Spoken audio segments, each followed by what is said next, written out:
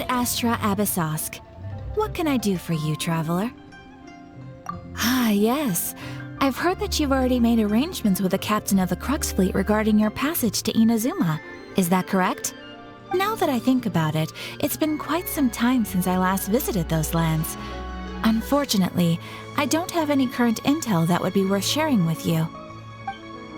There you are. You're the traveler that Beidou will be taking to Inazuma, right? Oh, is that right? Well, it's an honor to meet you. The fleet is nearly completed reprovisioning. Once the crews have taken a head count, we can get underway. Captain Beidou sent me to come get you. We'll weigh anchor as soon as you're aboard. Seems Beidou is the captain of her word. Of course! There are many things that the captain insists upon. I'm sure you'll see for yourself once you're on board. So you'll be heading off then? I suppose congratulations are in order. Whether the journey before you leads to the heights of the heavens or the depths of the abyss, each step you take is another achievement. Until we meet again, Ad Astra Abyssosk. Oh, it's kinda hard to say goodbye now. We practically see each other every day. Well, if that's how you feel, why not come and find me when you arrive? I'll be awaiting you on Narukami Island. So there's another Catherine in Inazuma? See, there's no need to get all sappy now. Well, I guess it's time for you to bid farewell to Liyue Harbor. Now that I've delivered my message, I'll be heading back. The ship is currently anchored off of Guyan Stone Forest. Okay, thanks for coming all this way to let us know. Just following orders. I'll see you two aboard the Alcor.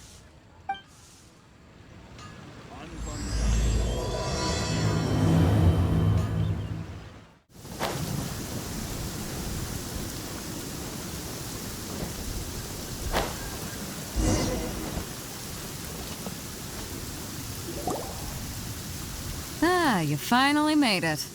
All these years, come rain or storm, the Crux Fleet has never suffered a delay. If it were anyone else, I might have set sail already.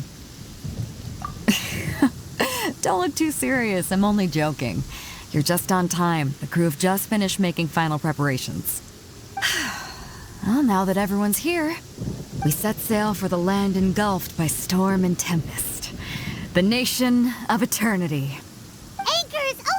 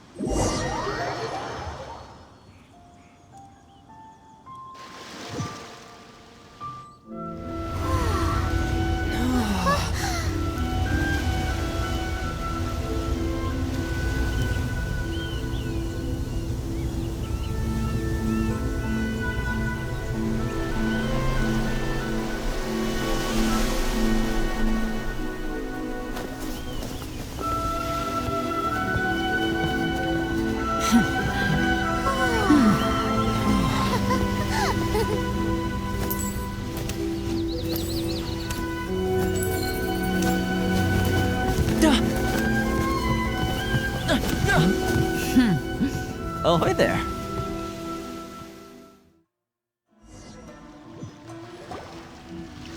So, you finally made it. You sure kept me waiting, Captain.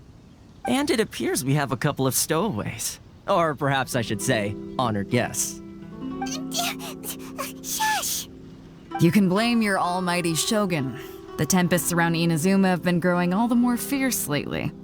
Though the fleet was fully up to the challenge, the inclement weather still caused some delay. Now then, let me introduce everyone. This is Toma, a trade partner that I've gotten to know recently. You don't know how long I've been waiting to see you. Toma, these two are... Oh, no need for introductions. Their reputation precedes them. It seems even the stormy seas can't keep rumors of these Outlanders' sterling deeds at bay. Oh, it's sure nice to hear you say that. With any luck, it'll give you a head start here. Toma's resided on Rito for quite some time now. It wouldn't be going too far to say he's the fixer around these parts. If you run into any problems here, just talk to Toma. But if he tries to pull any moves on you, I'll be sure to deal with him personally the next time I'm around. No need to worry. I'm sure we'll get along just fine. Good. Then if it's all settled, I'll be going. I wouldn't want to be caught with my sails down here. I do have a wanted fugitive on board after all. Oh, right. Kazuha. Until next time, traveler. Remember to give it your all, no matter what perilous storms you may encounter. Fair seas, Captain Beto. Bye-bye!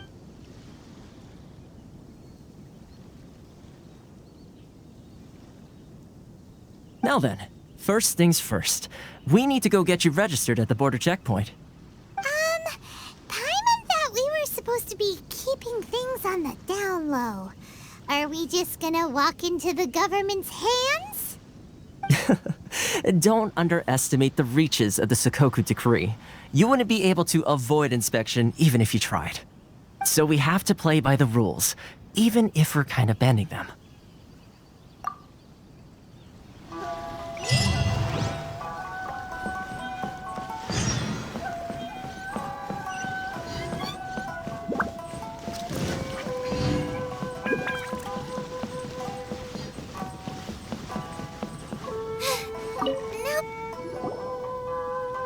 Hello?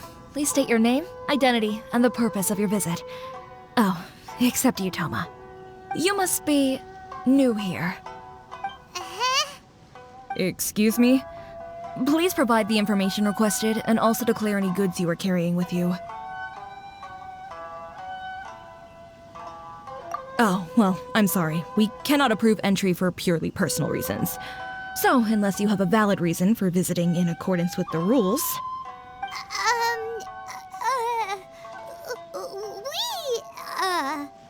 My apologies, but I'll have to ask you to... Here are the entry papers, for your kind perusal. What? Take your time. No rush or anything. I just wanted to see what you'd say. Sorry about that. I see. Okay. Your papers are all in order. Welcome to Rito.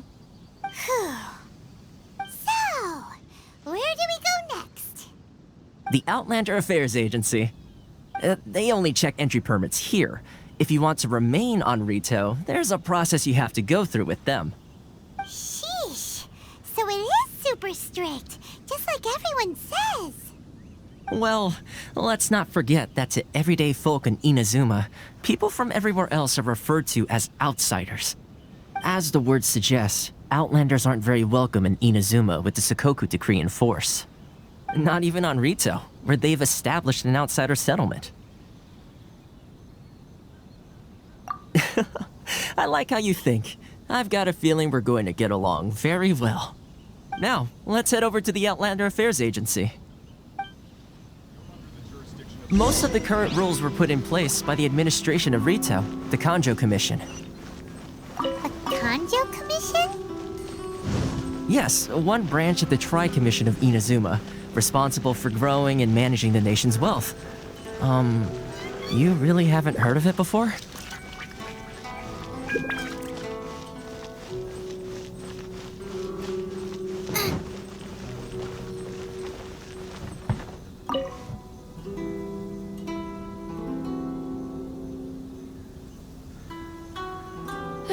You've completed the entry procedures, yes? And now you want to apply for residency? Both of you? Yes, please. Okay, the processing fee will be 2 million mora. 2 million? For a processing fee? Are you serious? That's right. 1 million per applicant, which makes 2 million total. Don't worry, you can trust my math. much questioning your math as... Ma'am, these two here are good friends of mine. I think you'll find I'm one face you recognize. Ah, Mr. Toma, it's you. By way of courtesy, allow me to reduce it to 400,000 mora total. Thank you ever so much, Miss Eureka. But as this is just a processing fee, I think 600 mora should cover it if I'm paying on their behalf. I'll treat you to dinner too. How does that sound? That's not how you haggle! By all means, bargain the price down, but... All right then, as you wish, Mr. Toma. I will make a record. Much obliged.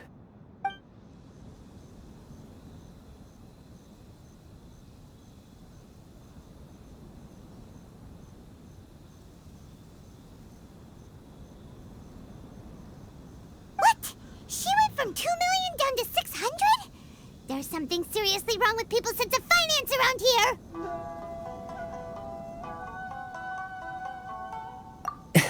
It's not as mind-boggling as you think.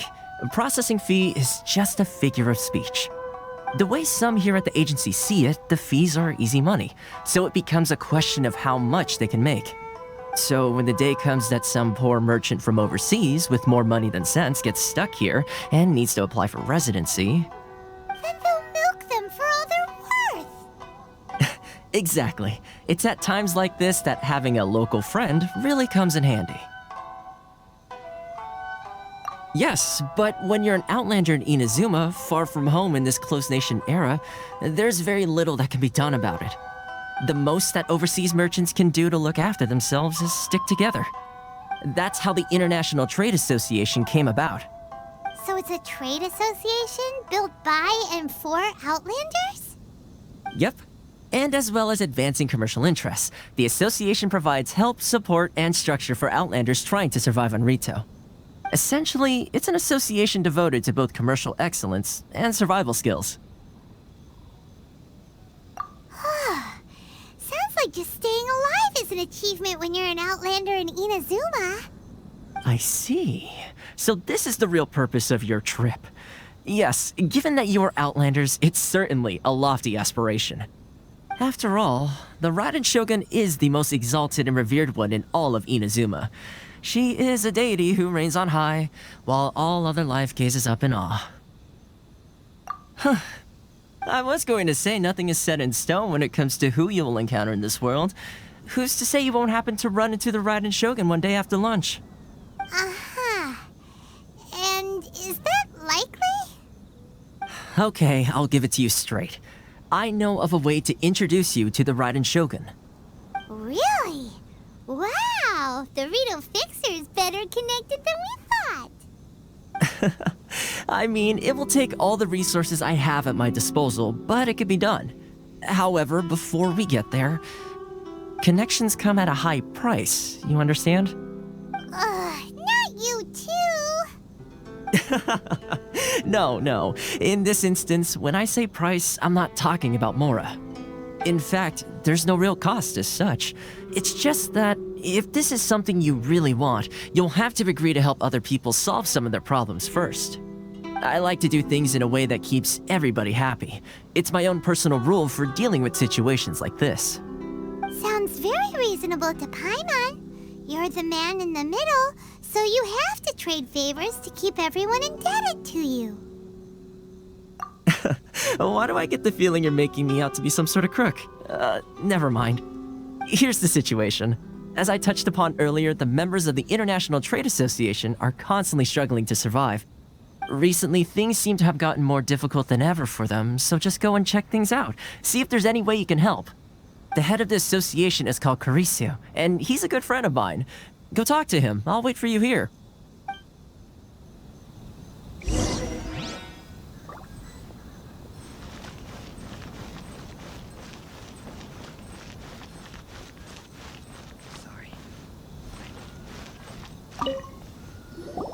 Huh?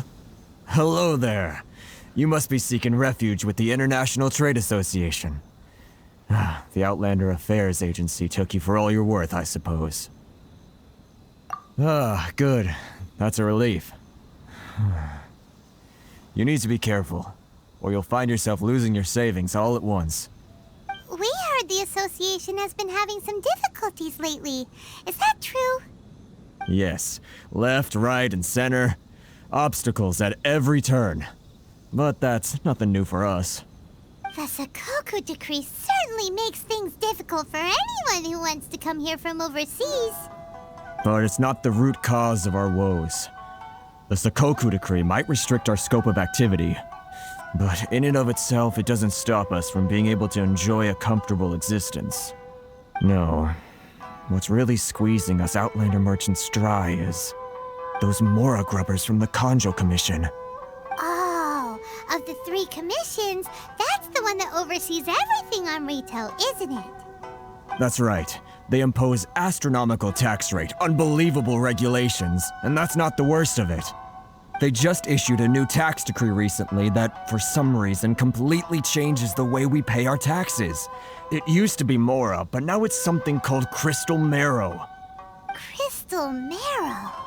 What's that? Something that most of us in the association had never heard of before either, until the new decree came along. Eventually, one of the older Liyue merchants recalled that he once shipped a batch of it to Snezhnaya in his youth. So, in order to pay our taxes, we began an arduous search for this crystal marrow. But then we found we'd only managed to create a bigger problem for ourselves. The rising demand for crystal marrow drove the price higher and higher. Now there's only one vendor who even has it in stock. We can't get a hold of it anywhere else. Isn't that what they call a monopoly? Exactly. So this vendor keeps pushing the price up, and we have no choice but to buy from them because the tax decree forces us to. It's a vicious cycle, the consequence of which is that our taxes will soon exceed our profits. And once that happens... We've tried communicating with the Commission directly, but this is a nation where the cries of a few struggling merchants will never be heard over the ever-present roar of thunder. Fontaine, my dear homeland. I miss you an awful lot at the moment. Sounds awful. They're really bleeding them dry. What do you think we should do? That vendor... I've actually done business with him in the past, but after a point he stopped contacting us. I have no idea where he sources this stuff. Well, it definitely sounds like he's being unfair. How do we find him? We could go talk to him and see if he lets anything slip. Hey, that's a pretty good idea. Since you're not affiliated with the association and you're new to Rito, he may just let his guard down. If I remember correctly, our usual meeting point with him is under a tree by the coast in the residential district. See if you can find him there. Got it! We're on the case!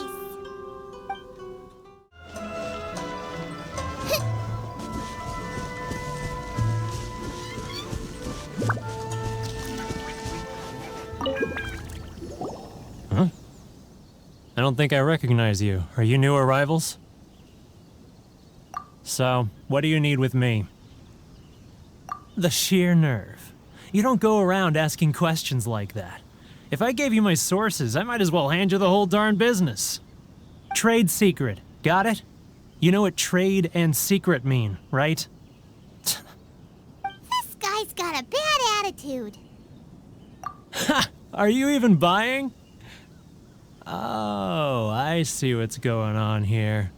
Kurisu and his associates sent you here to try and plead their case, didn't they? They're wasting their time. The price is non-negotiable, not by a single Mora. Hey, what's your problem? Get out of here, go on. Tell them they're lucky to be buying from me in the first place, and they ought to be more grateful.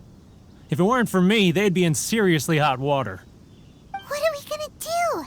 There's no talking to this guy. Good idea. Let's check back in with him.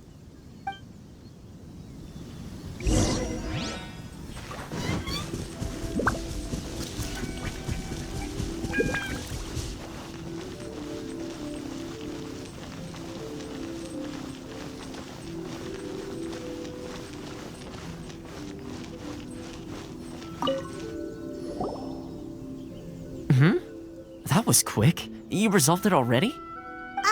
Actually, we're having a little trouble. No? Well, by all means, tell me what you need. I'll help as much as I can. Getting you to go fixing things when you've only just arrived is quite a demand. Oh, that guy? I'm familiar. He used to be a bit of a sorry sight, selling shells that he'd collect on the beach just to get by, but he seems to have suddenly shot up in the world recently. I can only assume he must have found himself a patron after leaving the International Trade Association. Huh. You're saying he used to be a member of the International Trade Association? So he's an Outlander too? Yes. Couldn't you tell when you spoke to him? That's right. Werner was born in Mondstadt, then went into the shipping business, trading between Leah and Inazuma. When Inazuma closed to the outside world, he was one of a group of Outlanders that ended up stranded on Rito. Huh. What a bummer. The International Trade Association was initially very generous to him, but over time, with decree after decree, the association members found it increasingly difficult to make ends meet. So he left the association and turned his back on them. I'm sure it's more nuanced than that. I believe even the most ungrateful and cold-hearted of people still have some amount of gratitude and warmth left in them somewhere. Really? Is that all you need to know? Well then, it sounds like you may have found a way in with him.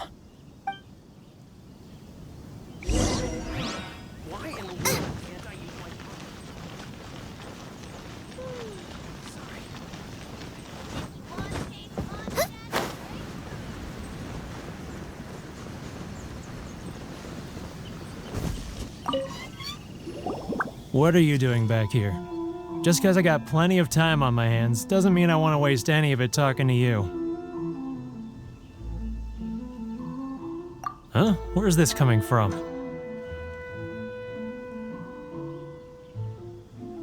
Mondstadt? You were talking about Mondstadt.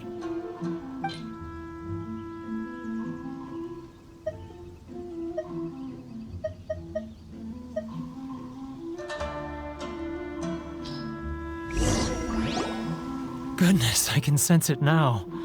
So familiar, but I can't remember the last time I was there. The scent of Mondstadt. Oh, how it takes me back. Oh, my hometown, the home of freedom. How I long to go back and visit. It's working! So, trying to play my heartstrings like a liar, are you? I know what you're up to. Huh? What is this? What are you up to now? Just close your eyes already! You mean the sound of the ocean?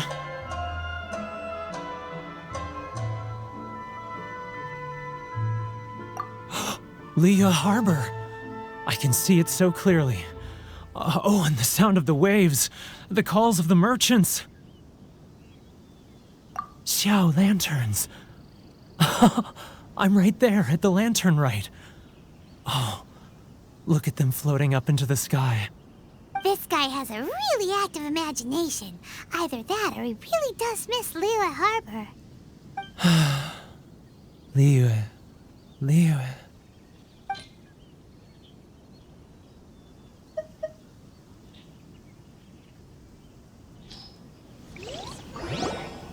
Wait. Stop. That's enough. Don't make me relive it anymore. My poor heart can't take it. You mean the folks from the International Trade Association? And I suppose they are far from home, just like me. Often, I'll sneak down to the shore at night and listen to the sound of the waves. I like to imagine it's the voice of my hometown, carried across the ocean. I've run into folks from the association more than a few times doing just that, but I always hide my face and slip away. Don't you think I've wanted to talk things through with them and free myself from this anguish? Well, no one's stopping you, so... They're so resilient. None of them had anyone else to rely on, so they rallied together, committed to finding a way to survive. But I couldn't do it. I'm not strong enough. So I caved. Those people, they'd make the smallest of promises, offer the most measly benefits, and I'd do whatever they asked of me. And make Mondstadters look like the worst people in the world. Alright, I'll tell you the whole story. It's eating me up inside, and I can't take it anymore. You ready to talk now? But I betrayed them. I can't show my face there. Come on, you scaredy cat. Look, you messed up, but now it's time to make things right. So come on, get it off your chest. What's the deal here? It's a scheme by the tax collection Ashigaru, Keijiro and his companions. They start by overtaxing the merchants, then take the extra crystal marrow they receive and stockpile it. Once the merchants run out of places to buy crystal marrow, they get me to sell that extra stock back to the merchants at an extortionate price, with the proceeds going to the tax collection Ashigaru. It's plain evil gouging them like this. I'm their puppet, yes. But my cut is a tiny fraction of what we take in total. It's barely enough for me to live on. Evidence? You're right. Without conclusive evidence, he will never admit it. Now that I think about it, whenever I report back to him after a sale, he always heads to the same place. It's always made me suspicious. As it happens, I handed some Mora over to him not long ago. I can show you where he went if you want. Really? Well, then there's no time to lose. Let's go.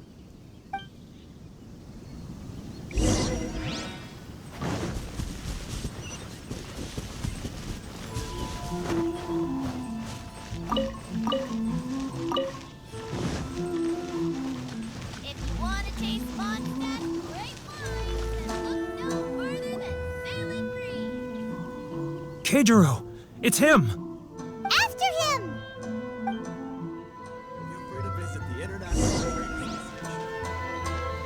Too close. That's too close. He'll notice us for sure. He's getting further and further away. Let's catch up a little. Enjoy the blessing of Lesser Lord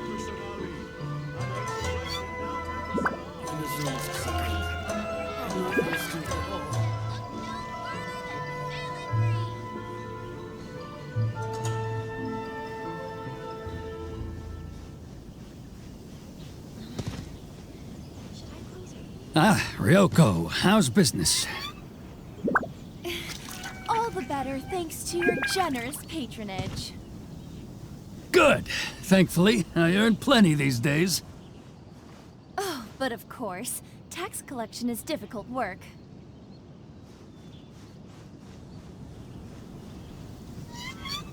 Now, who else is behind on payments? Let me think. Yes, the Trade Association clique still needs to be brought into line.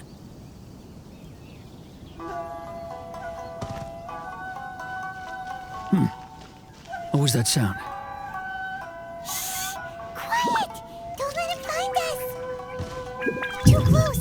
That's too close! He'll notice us for sure! He's getting further and further away!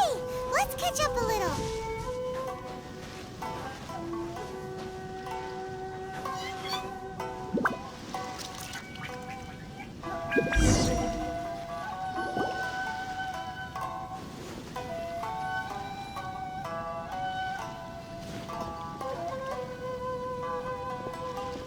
What could he be doing at a place like this?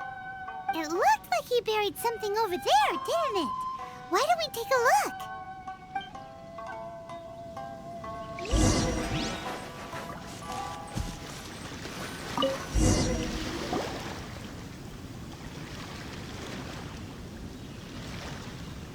Whoa, it's a ledger. Boring! Paimon thought he'd hidden a big pile of Mora here.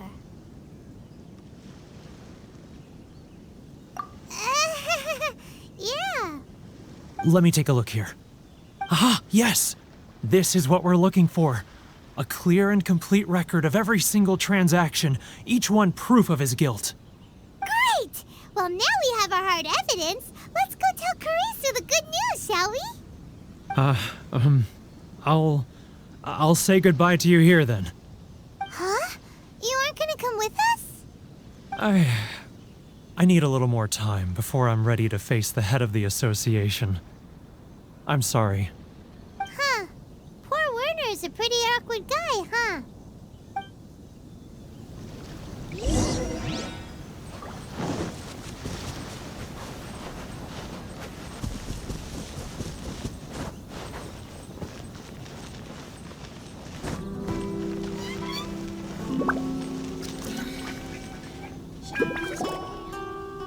But we really don't have anything left. If this keeps up, our sales will come in at a loss.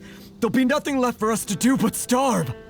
You know the decree. The rules are the rules. No discounts, no exceptions, and no excuses. And who are you? Another new member of the association? It just so happens that we found your little ledger, so now we're here to tell everyone all about how you embezzled crystal marrow to sell it right back to the taxpayers. Huh? Is this true? You've been swindling us! Well, you see, the taxes, Let me take a look at the ledger.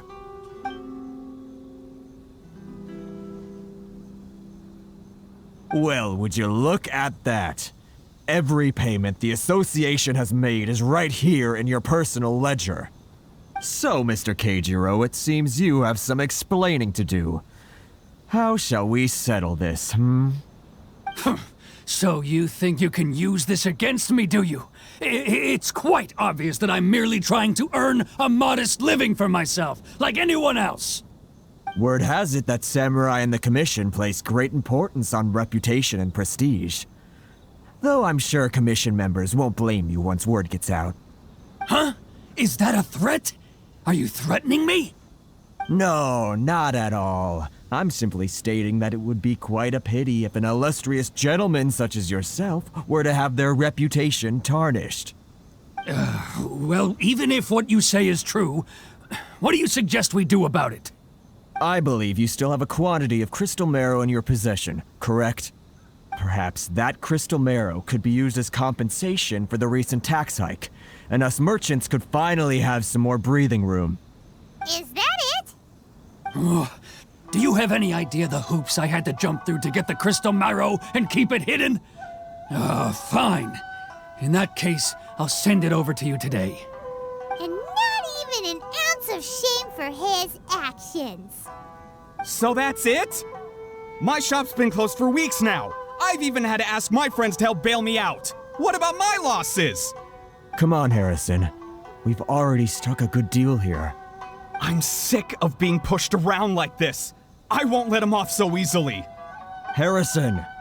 Hey, what's all this racket? Does someone dare question the decree? Chief, you've arrived. What was all the commotion I heard just now? Oh, we were just discussing a minor tax issue. I do my utmost to lend them a helping hand, but they're never grateful. A helping hand? The only thing you're doing is stuffing your greedy pockets with our hard-earned wealth. I assure you that Hirage Shinsuke will hear of this. Oh, and you dare to utter the Commissioner's name? You Outlanders have no respect for the rules. Seize the merchants. We will resolve this dispute back at headquarters. Uh-oh. This is going in a bad direction. Gentlemen, come now. Is there any need for this? If there's a dispute to resolve, let's get a drink and talk it over. Who are you supposed to be? And why in my right mind would I join you for a drink? Ha! You never heard of the Fixer? Here's my card. Huh. You're from the Yashiro Commission. Shh. Huh. Well, this is Kanjo Commission territory. However powerful the Yashiro Commission may be, you have no business meddling in Rito's affairs. Of course not, of course not. Still, perhaps you could show the young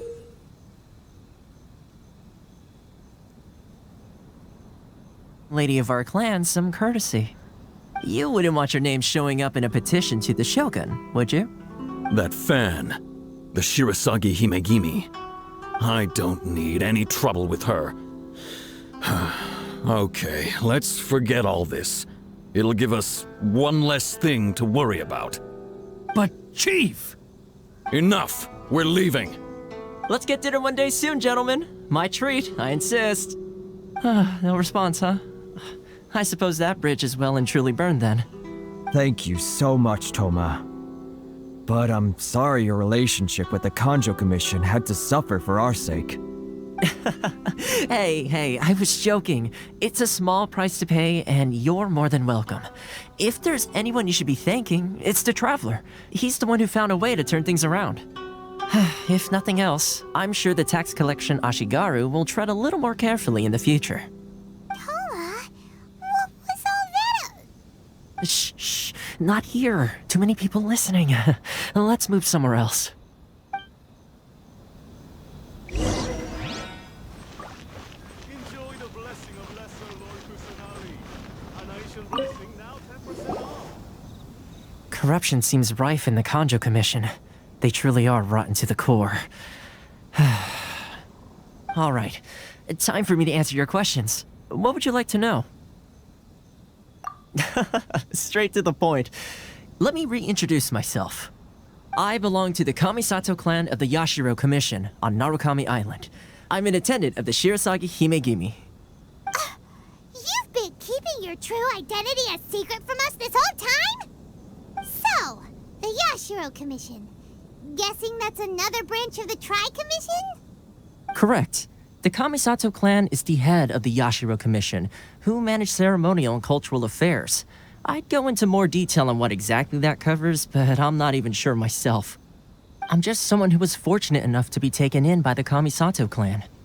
My role is to take care of the daughter of the clan, Kamisato Ayaka, also known as the Shirasagi Himegimi.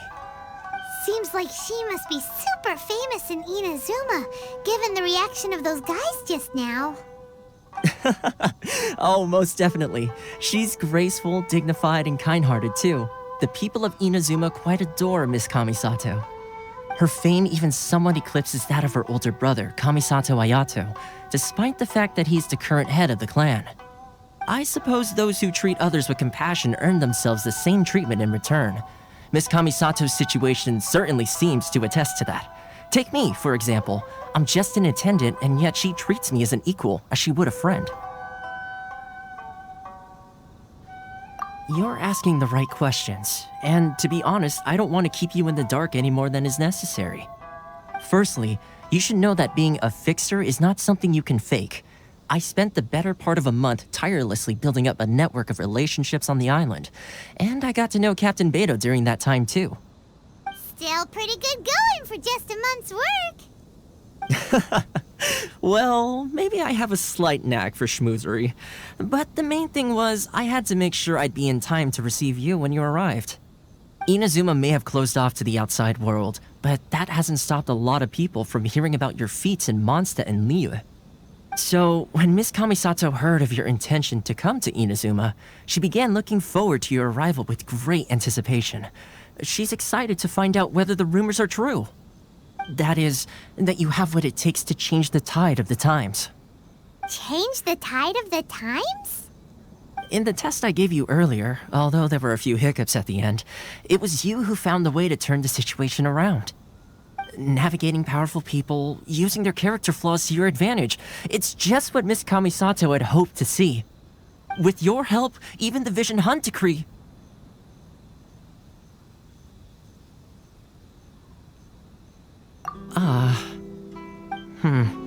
That's an unexpected development. Perhaps our sources were misleading. Yes, of course. I completely understand, and as agreed, I shall help set that up for you. Toma sure didn't put up much of a fight. Well, my work on Rito is done. So I suppose this is goodbye for now. Oh, one more thing.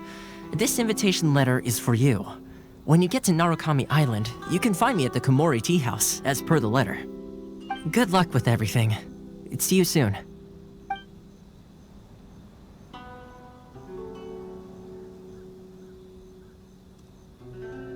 he's not such a bad guy, huh? We should get going. Huh? What's up? Oh, right! Paimon forgot all about that! Wait, so did Toma forget that too? Oh, darn it! No wonder he was so matter-of-fact about the whole thing! As soon as we get off Ritu, Paimon's going straight to Kamura Tea House to settle the score! Well, guess we should give it a try. Let's head to the border and see how far we get.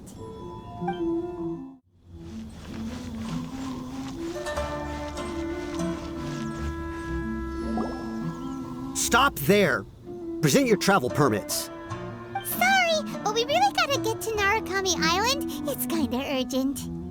If you don't have a travel permit, this is as far as you'll get. Those are the rules. As expected. Traveler, you gotta think of something. How do we get out of Rito?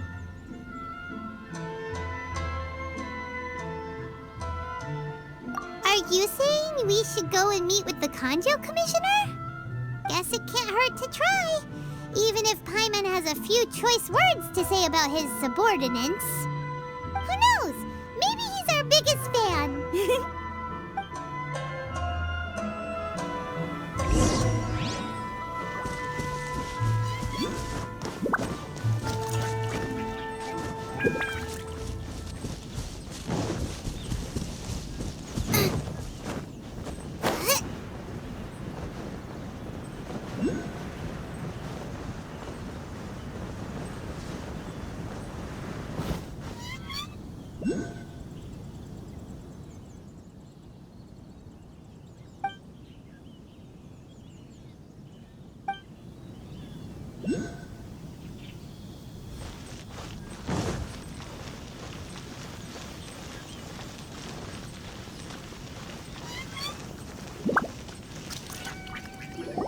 Halt! This is the Kanjo Commissioner's office. No trespassers.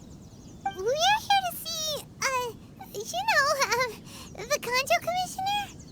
The Kanjo Commissioner seldom entertains Outlanders. Leave now or we'll be forced to... Ah, wait. Oh, Commissioner! These two are honored guests from afar. No need to give them the usual spiel. Come on in. Let's see what we can do for you. Huh! Did you get all that, mister? My sincere apologies.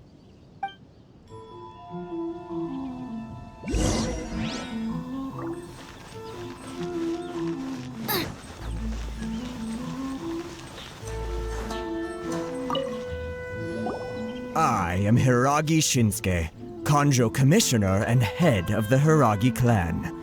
It's an honor to meet you both. Nice to meet you, sir. So, the reason we wanted to come and see you was because... All right, all in good time.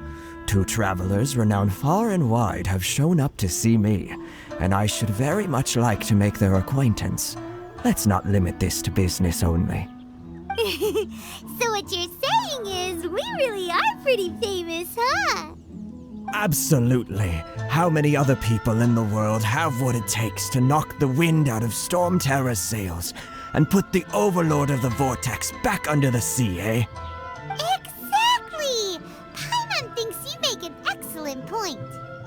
And I hear you also foiled a Fatui plot in Liyue Harbor. Even beat one of their harbingers in a duel. Is that true? Whoa!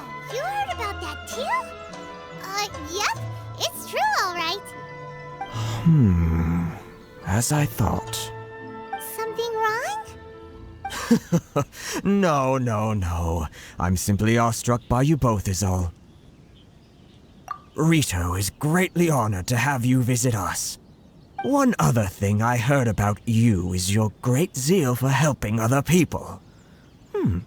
This makes me wonder whether you might be so kind as to render your assistance to the Kanjo Commission. Oh, sure, no problem. Whatever you need, right? Excellent. Well then, you must know the Qingxin. A flower grows on the mountaintops of Liyue. Yep, we've paid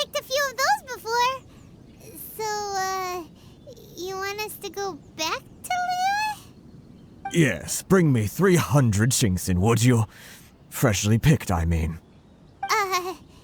Did Paimon hear that wrong? Too much trouble, is it? I see. Then how about this? We have a few items that need delivering. Perhaps you can help with that? That sounds much more like it. 709 letters to be precise. Hey, what gives? How come you don't have people to do that already? Terribly sorry. We're just a little short on people lately. What sort of an explanation is that? Traveler, what are we going to do? Should we really help this guy?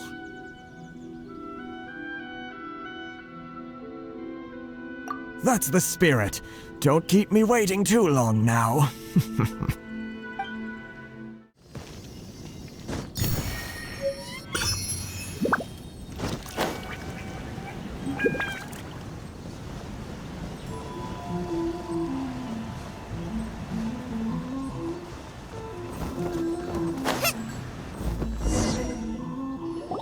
Halt, you two! What did we do? Miss Hiragi has a letter for you. She insists that you read it immediately. A letter? Quick, let Paimon see! So this means she wants you to secretly meet her at night? But you didn't seem surprised at all by this. What's going on?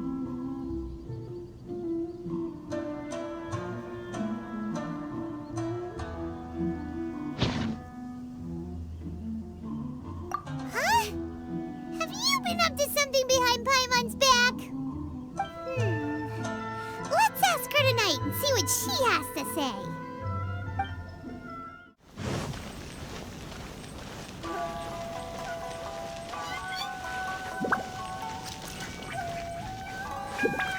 Race you!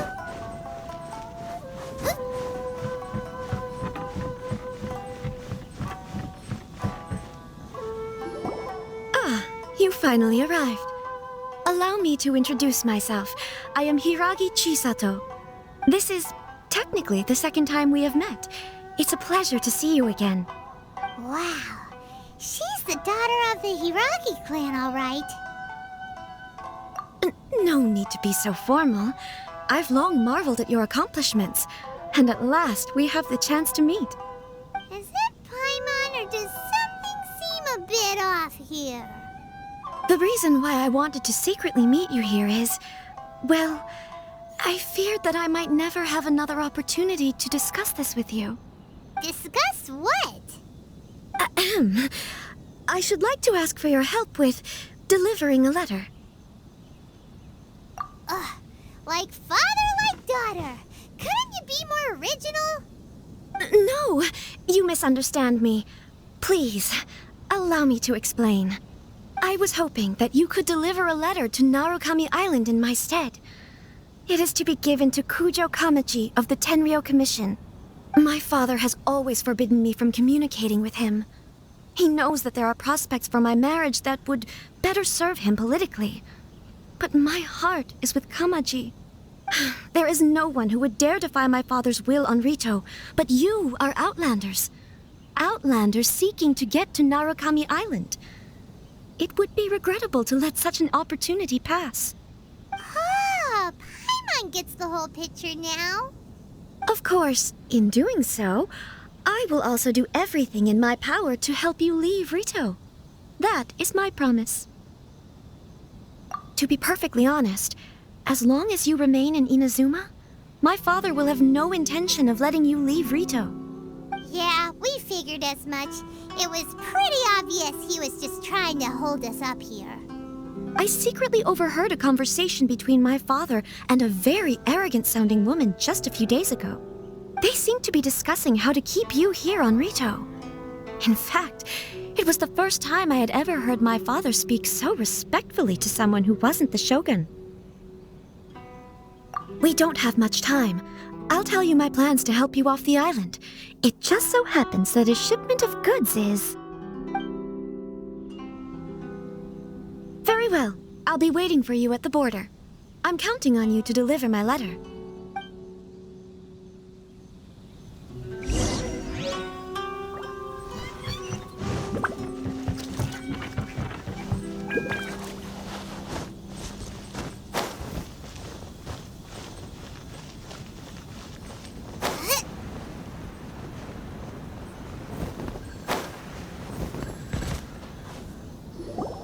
Hold on, please. These goods are being sent to Watatsumi Island? My lady, this is an unexpected honor. You are correct. These goods have been repeatedly requested by the Kanjo Commissioner. We must be certain that they reach Watatsumi Island intact. Is there something wrong, Lady Hiragi? No, as you were. My father simply has some concerns of the shipment's safety and has ordered that myself and an additional qualified escort be dispatched to ensure safe transport of the goods. My lady, you aren't suggesting that you intend to escort this shipment personally, are you?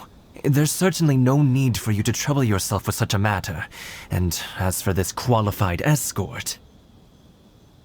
Please, do not cause us any further delay.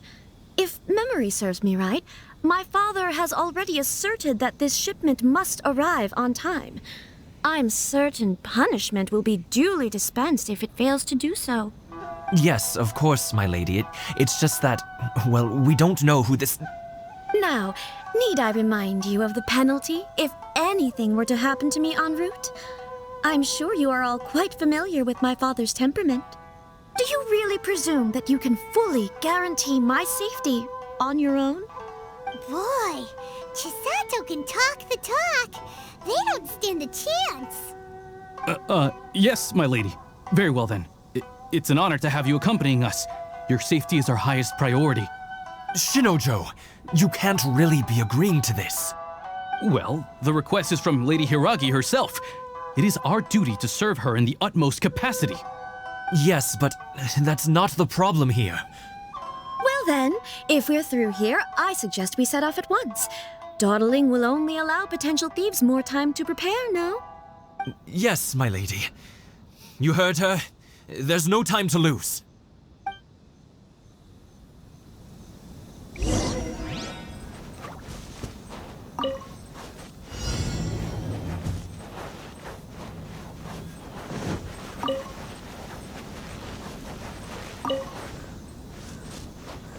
My lady, please stay back. We'll handle it. Not as well as we'll handle it.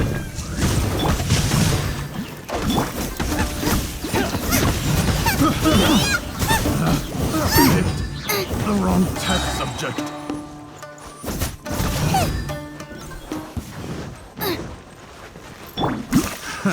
Another test subject. Another test subject. Eat this! Bubba, get them! Monsters sighted! Prepare to counterattack! Protect Lady Hiragi at all costs! We'll take care of this! Stay with Chisato!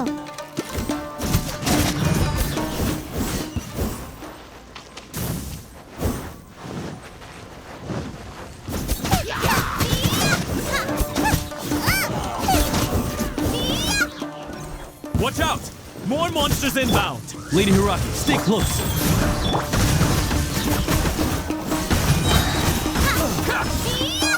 You're toast!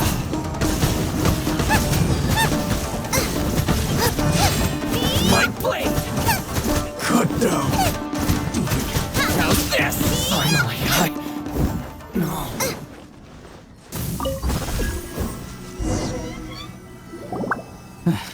We can take refuge in the village up ahead. How are you faring, my lady? I'm perfectly all right. You may stop here. The road to Narukami Island is just over there. In my letter, I've requested Kamaji to grant you a special travel permit from the Tenryou Commission. Consider it a token of my appreciation. My lady. So that's how it is. I had a feeling something was amiss, but Shinojo, you... No, Lady Hiragi would never hide anything from us, I'm sure of it. But who is this Kamaji you speak of, my lady?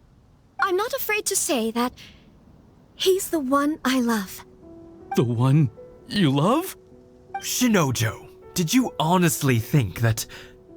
What? No, I was just clarifying, that's all. I would never in my wildest dreams, You two needn't worry. Please, forget that this ever happened. If my father catches word of it, I alone will be held accountable. Yes, of course. As you wish, my lady. But what will happen if your actions here are discovered, Chisato? Don't fret. My father has always been one to spoil me. The worst he'd do is sentence me to half a day without food or something to that effect. Huh. Paimon never suspected a guy like him could have a soft side. I wish you a safe journey. I'm sure we will meet again. Bye, Chisato! Come now. Quit your staring and let's get moving. We've got goods to shift. All right.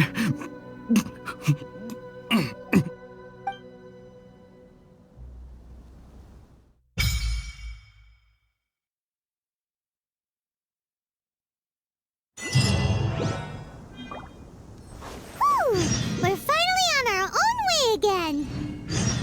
I suppose it's time we find Toma. Now, where did he say he would meet us again?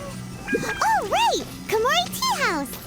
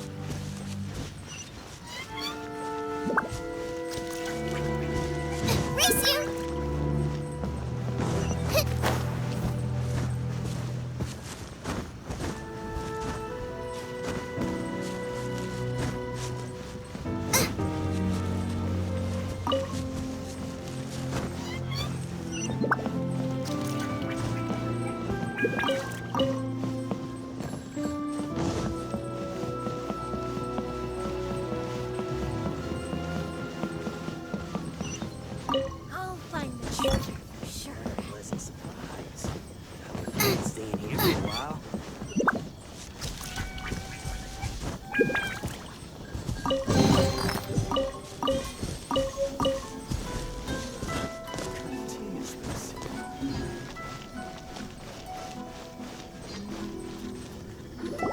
According to the letter, this should be the place. Sorry, we don't serve the general public. I'm afraid you'll have to leave. Wait! We're not the general public. Well then, you must be a couple of wandering outlanders that snuck into the nation, judging by your attire. Are our clothes really so... what Paimon means to say is... The Yashiro Commission's seal. This must be from Mr. Toma. It seems there's more to you than meets the eye. In which case, welcome to the Komore Tea House, a safe haven for the Yashiro Commission. Well, that sounds more like it. What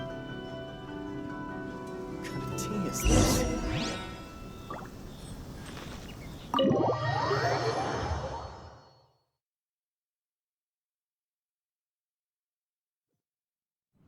Well, now that we're here, where's Toma? Paimon doesn't see him anywhere. Do you think he forgot his promise to meet us? Who forgot their promise? I was beginning to think you'd forgotten about me. What? Is that dog talking to us? Relax, no need to look so surprised. I take it this is the first time you've seen me in this form? Huh. So you didn't see anything like this when you were in Liyue Harbor? Now that you mention it, this does suddenly seem less out of the ordinary.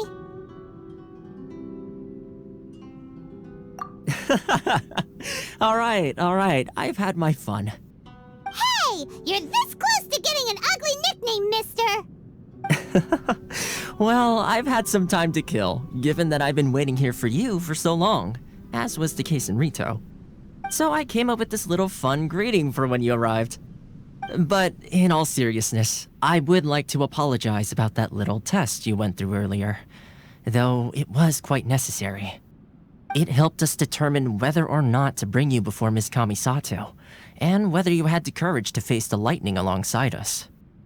Don't think that Paimon's gonna forgive you just because you're getting all serious now. Sorry, did I overdo it? My apologies. Let me just say this. You've often found yourself skirting the rules from the very beginning, haven't you? Naturally, this is due to your unwavering and resolute determination. A long time ago, we had a friend who was much the same. But when the lightning struck... Ah, so you've heard of his story. His light still burns all the more brightly. Yes, of course. I will bring you to the Kamisato residence where the Yashiro Commission is located. But before that, there is one other place I was hoping you both would accompany me to. Oh? Where? I would like you to come with me to the statue of the omnipresent god. It's still under construction now, but you can already see it from practically anywhere on Narukami Island.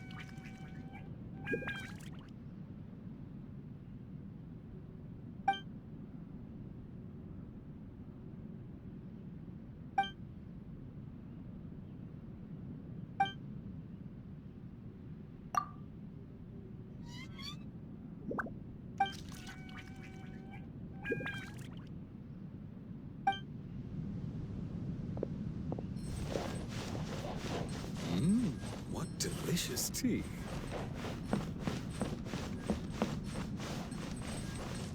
The books were more interesting in the past.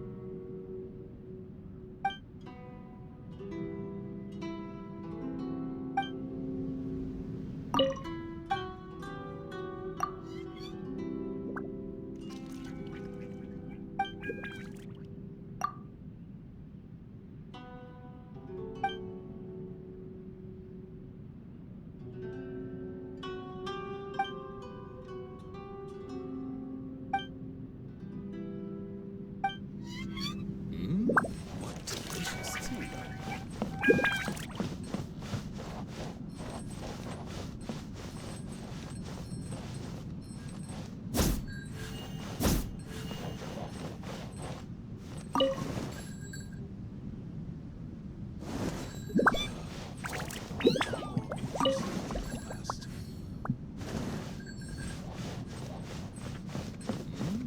What delicious tea.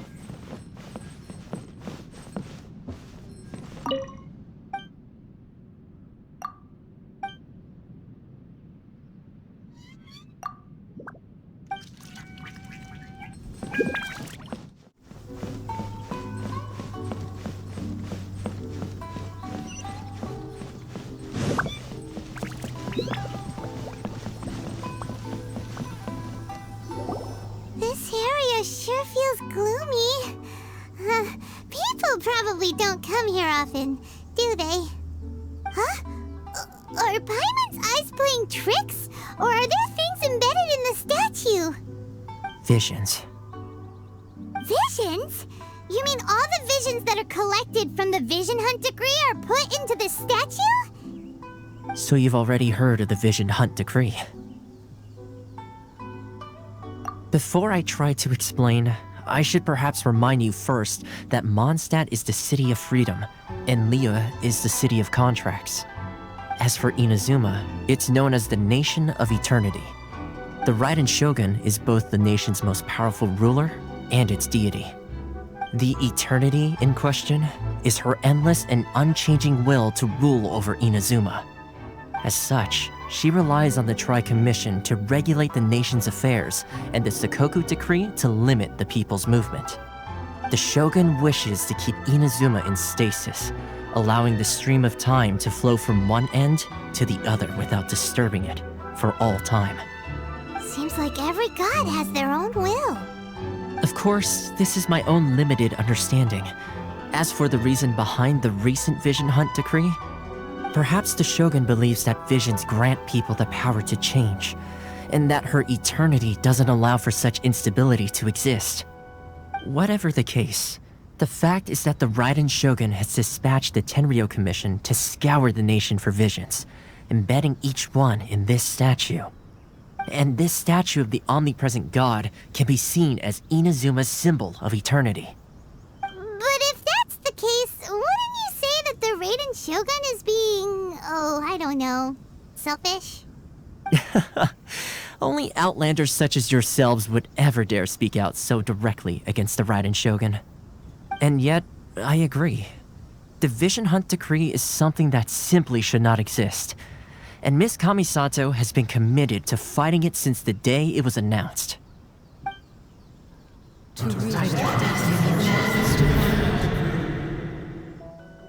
Huh? Hey, are you okay? You look like your mind is elsewhere. Sound? What sound? I didn't hear anything. Did something happen? Yeah, you touched the statue, and then what? Aspirations? That would seem to confirm the saying. Have you heard it before? That when a person's ambition reaches a certain strength, the gods look upon them with favor. That is where visions come from. In other words, a person's vision represents their ambition. So if what you just said is true, then the ambitions of these people are stronger than I imagined. Alright, time for the next stop on our tour of Narukami Island, the Kamisato residence. Finally! Race you!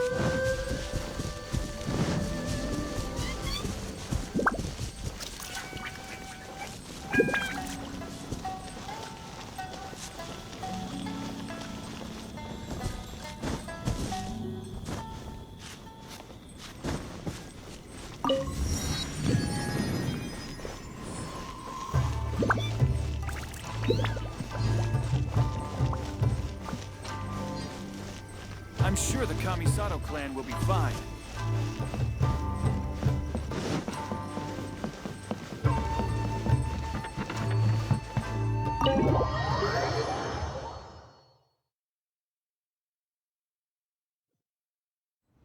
So, this is the kind of place where the big shots of Inazuma live, huh? Paimon kinda expected it to be snazzier. Welcome at last to the Kamisato residence, honored guests. Miss Kamisato is delighted to finally meet you. Is this the Shirasage Himegimi you keep going on about? So, Where's she at? Oh, behind the screen? Yes. As the daughter of the Yashiro Commission, this is how Miss Kamisato is accustomed to receiving guests. Consider it a time-honored tradition within the Yashiro Commission. Forgive me if this is an unwelcome surprise. Makes sense. She's a super important person after all. Please forgive my lack of courtesy for receiving you in this fashion, especially following such a long and wearisome journey over the sea. I have awaited your arrival with great anticipation, and Toma assures me that you do indeed possess the power to change the tide of the times.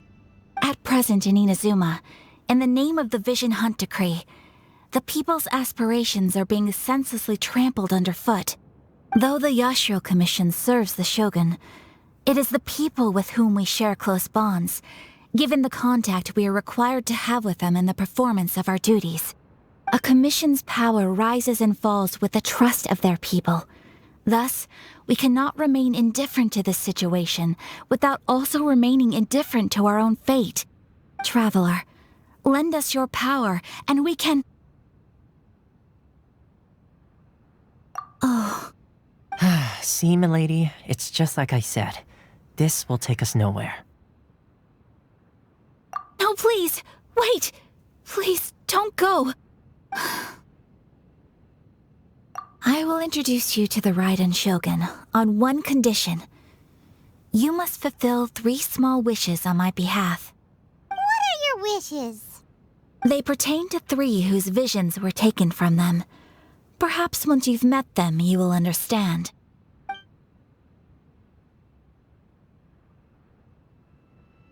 A warrior who guards a village, a former samurai who helped carry out the Vision Hunt Decree, and a swordmaster determined to become the best in the world.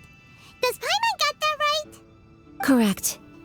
Please do all you can to help them. I will await your return here. Then you have my gratitude. I'm sure you'll do great.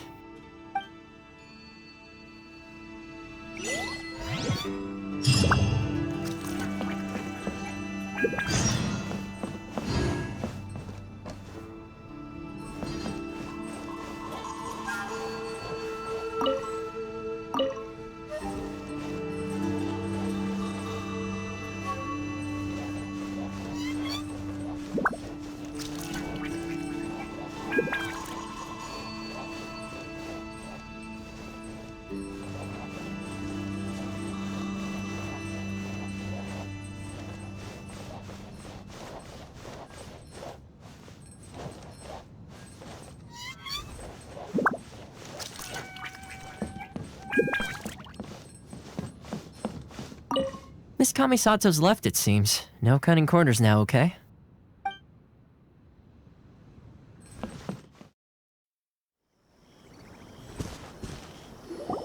Let's see. Where's the person Ayaka told us about? Why are you doing this? Why leave all of a sudden, after all these years? Precisely. It's much too sudden. We've had no time to prepare. The children are desperate for you to take them out to play. Please, we urge you to reconsider. That must be the guy Ayaka told us about. Let's go over and see.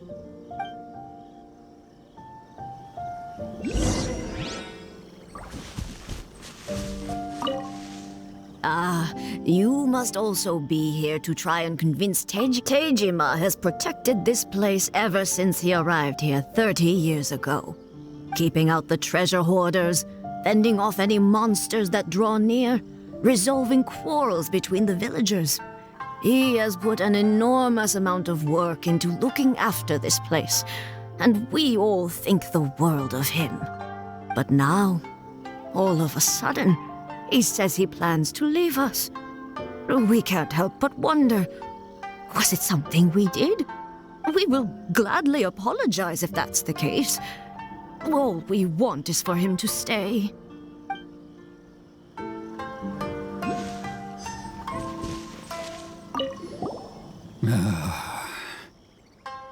If you want my opinion, something to do with the Vision Hunt decree. It's clear that Tejima had done nothing wrong, and still they confiscated his vision. After that, he became a completely different person. I can't claim to fully understand it, but I could tell that he'd lost something very important to him. He went off on a walk, alone, circled the village a few times, and then out of the blue, he announced that he was going to leave and become a wanderer. Truth be told, we aren't sure whether trying to keep him here is the right thing to do. But equally, it doesn't feel right to let him leave when he's in this state. He's a lost soul. Seems like he's a well-respected guy around here.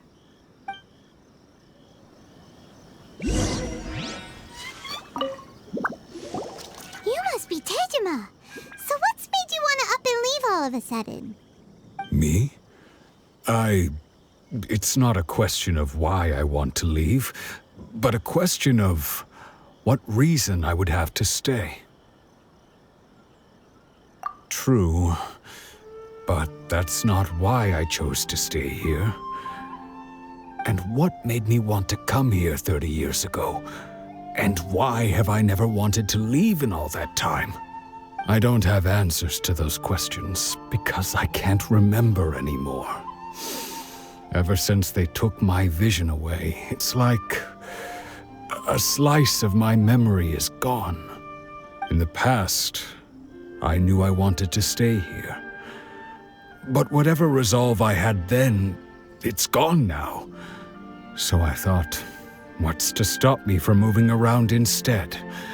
The emptiness inside me will be there either way. Okay. Well, in that case, if we help you rediscover the reason you chose to stay, you won't need to leave anymore, right? But if you can't remember anything, it's not gonna be easy. Oh, maybe if you just try a little harder to remember, then it'll all come flooding back? Oh, that reminds me. Last time I brought Tejima some fruit, I do believe I saw him writing in a diary. I keep a diary? If you say so. I honestly can't seem to remember. Oh, yes, you do. And what's more, I remember you saying at the time that you wanted to make a note of a few interesting things. Things which would prove very important at a later date. Perfect! So if we want to keep Tejima from leaving, we just need to find his diary. It must be around here somewhere. Let's take a look. If you don't mind, we will leave you to find the diary. We should head back to the village to inform the others of Tejima's situation.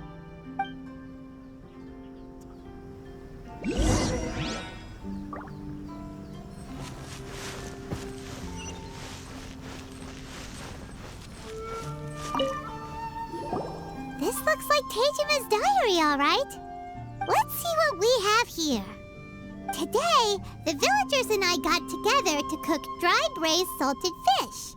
I messed up and burned mine a little, so I had to pretend that it was black snakehead instead. Today, I helped rescue a kid who had fallen in the water. After I pulled him out, he told me that his best friend Bamboo was still in the water. I searched the water the whole afternoon before finding out that Bamboo was the name of his pet crab. I went kite flying today. The string broke, so I chased after it as fast as I could. I soon realized I was never going to get it back, so I just found somewhere to sit and watch as it flew away into the distance. Seems like your average diary of daily village life. Huh? Wait, there's more! I went to pray at the shrine again today and stayed there a while. The Omamori you gave me has faded a little, but it is still my most treasured possession. Now that's the kind of info we're looking for. Time to pay a visit to the shrine.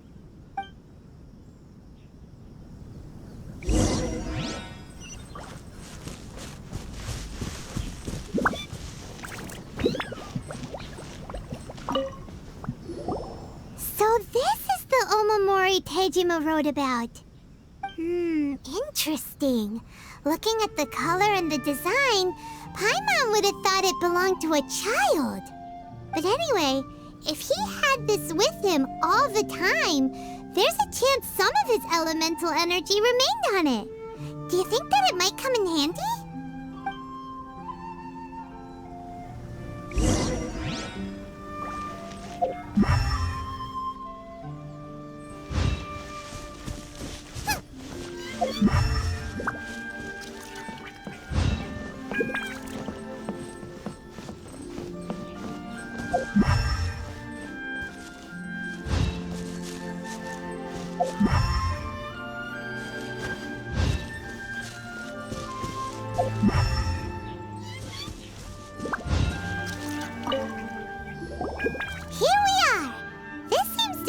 That Tejima visited a lot. The soil looks like it's been disturbed. Maybe Tejima buried something precious here. Something that kept him in the village all these years? Must be something pretty amazing if it made him stick around for 30 years. Let's dig it up and take a look. It looks like a letter. The paper's gone yellow. Must have been written a really long time ago. Konda Village. Sounds so familiar. Where is that place again?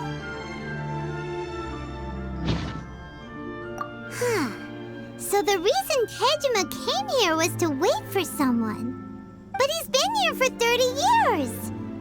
Oh, guess they didn't show up in the end, huh?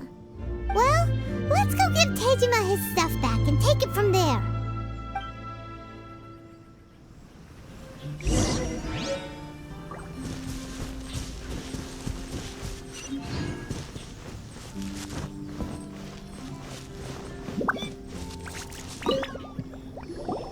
Well, I'll be. That's certainly my handwriting. And I guess the Omamorian letter belonged to me too. But I have no memory of anything that's written in this diary. Still, it's clear that I was waiting for someone here, and that I chose to wait for 30 years. Over the years, I must have made a note of anything interesting, anything that I could share with her when we were finally reunited. And just look at all the things that did happen over the years. The time has flown by so quickly. 30 years feels like the blink of an eye. How could I have forgotten something so important to me?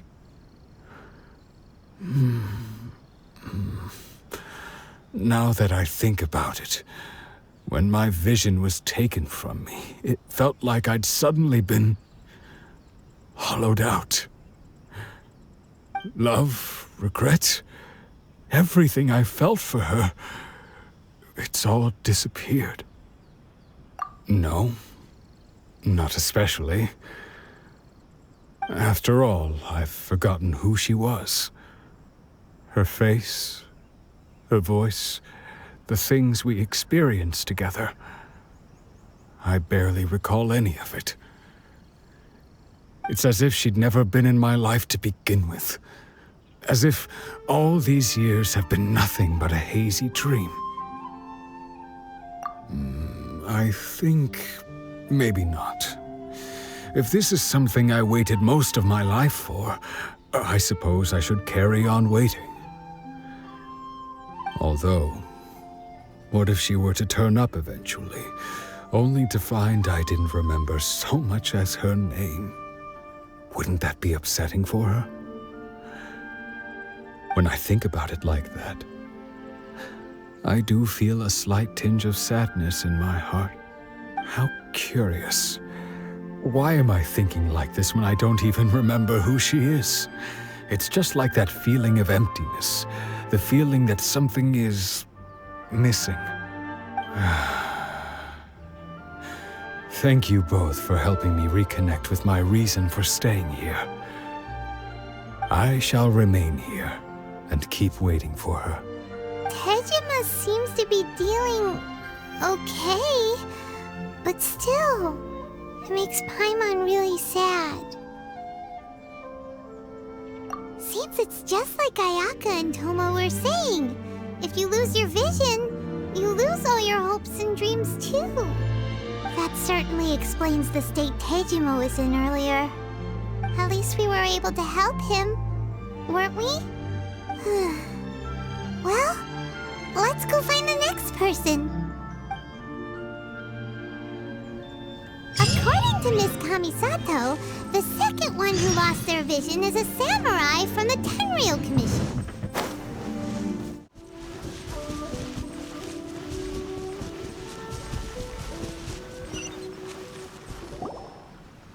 They say the Tenryou Commission is directly controlled by the Shogun. They're the ones responsible for maintaining law and order in Inazuma, the ones actually enforcing the Vision Hunt Decree. But why would they take action against one of their own? Paimon doesn't get it. Huh? There seems to be some commotion over there. Let's go see what's happening. I'll ask one more time. Do you intend to withhold this month's emergency provisions? The entire clan is counting on that food. We demand an explanation. How many times do I have to say it? I don't know anything about emergency provisions. You dare deceive us? Those provisions are essential. Do you understand? Not some goods to be pocketed by greedy samurai. You samurai think you can just do whatever you please? The Tenryou Commission will hear of this. Oh, huh? And who are you? One of Kurosawa's gang, no doubt. What? We just happened to be passing by. We heard the commotion and came to see what the matter was. I see. You seem to have come just at the right time. Perhaps you can help us settle this matter. This is Kurosawa. He's a samurai and a member of the Shogun's army. They issue emergency provisions to the area, and he's the one responsible for distribution. In the past, we'd simply ask him for provisions and everything would be delivered. Now, he suddenly refuses to give us anything. He's keeping the provisions for himself, I just know it. We'll starve without them.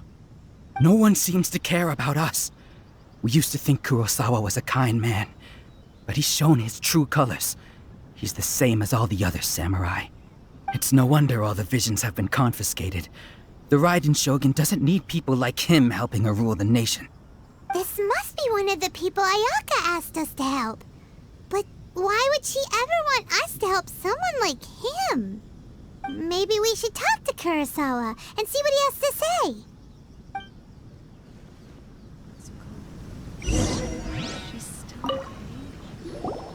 I've never even heard of these emergency provisions.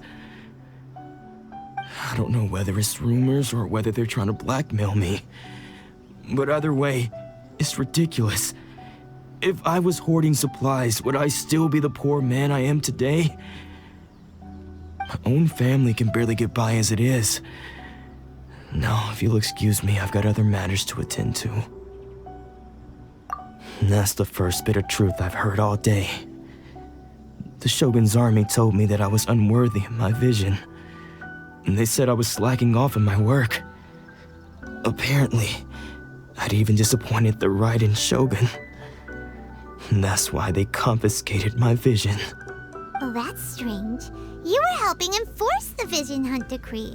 Why would you be unworthy of your vision? To be perfectly honest, I don't seem to remember the details. All I know is that I would perform certain things every month. But I don't recall what they were. And it's not just that. I have this unsettling feeling, like someone owes me something. Does it have to do with the missing emergency provisions? I didn't take any. Like I said, if I was taking them for myself, I wouldn't be going through such hard times right now. To top it all off, my house was just raided by treasure hoarders, which is why I came here in the first place. I was chasing after them when I got held up by these two. If you don't believe me, go find the treasure hoarders yourself. If there were any emergency provisions to be had, they would have found them. Huh. He seems to be telling the truth. But we better confirm. Let's go round up those treasure hoarders and see what they have to say.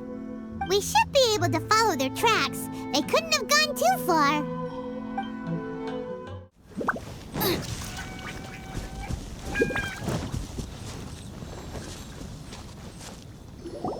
We really outdid ourselves this time. All those samurai houses packed with goods. We really hit the jackpot. I mean, besides that one house. You haven't seen anything yet. There'll be a lot more where this came from. Today's just the beginning. I'll be leading you all on an epic journey of pillage and plunder that will go down in hoarder history. You demand, boss! These seem like the treasure hoarders we're after. Let's teach them a lesson!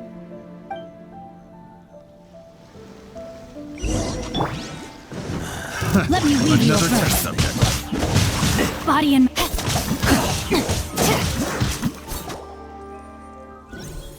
Oh, there goes all the Mora. We worked hard to steal that, you know? Come on, boss. Think of something. Not bad, kid. You ever think of joining the treasure hoarders? We could use someone like you. Kurosawa. Oh, I remember. So he's the one who sent you after us, huh? Just our luck. I knew we shouldn't have hit that place. So what did you see inside? Was it stuffed with food supplies? Food supplies? You kidding? That place was a complete mess. All we found was a strange-looking box, hopefully with valuables inside. I didn't want anyone else to see it, so I was planning on opening it myself once we got back. But now that you've caught us, how about we make a deal? That little box for our freedom. What do you say? You've got a deal. Now show us what's in the box. Huh? What the? There's nothing in here but IOUs! Yeah, a lot of them too. And they all seem to be made out to the owner of a general goods store, a Miss Aoi. We're talking tons of Mora here. We better talk to this Miss Aoi and get to the bottom of this. As for you guys, you're free to go. Just pray that our paths don't cross again. Yes, of course. So, we redeemed ourselves for some IOUs. Does that mean we broke even? Shut it. Let's just get out of here.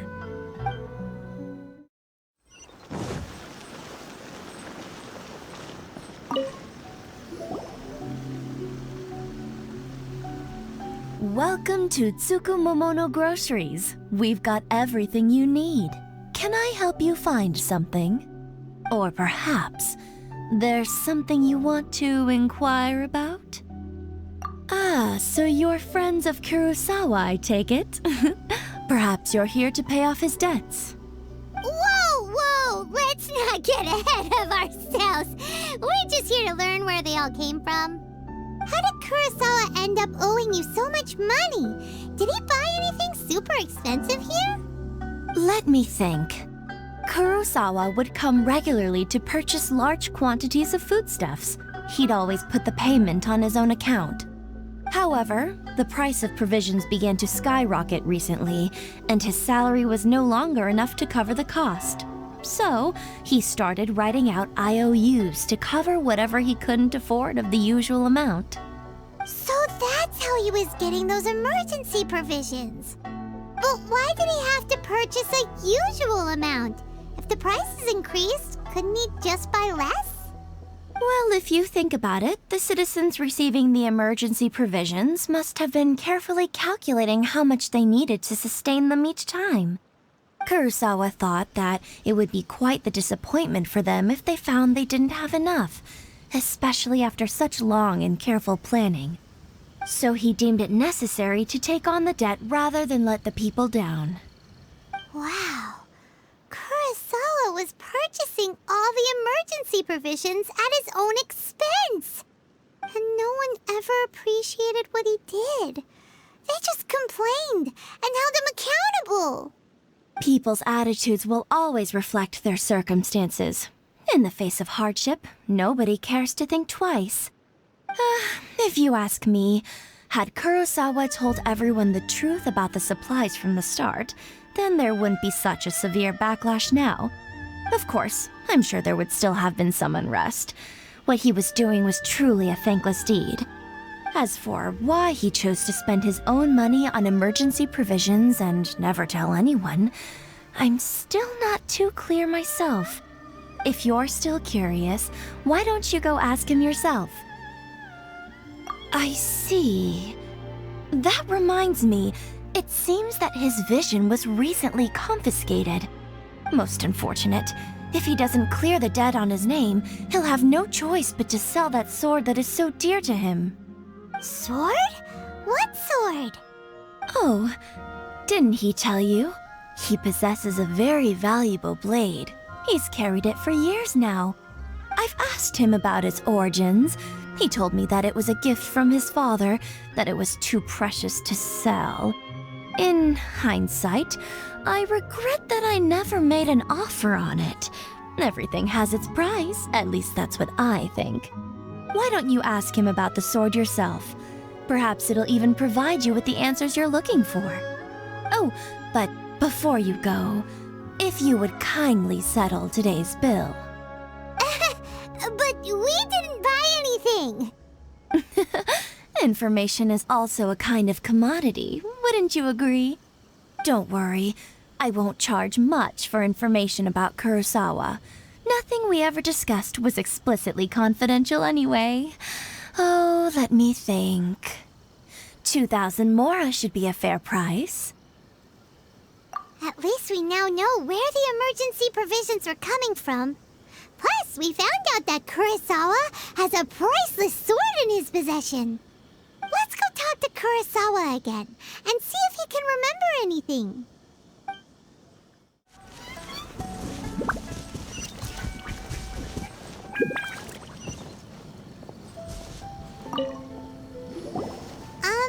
What are you doing here all by yourself? Where did those other two go? I presented them with a choice. Either they left or I drew my sword. They left. It turned out to be a real time saver, actually.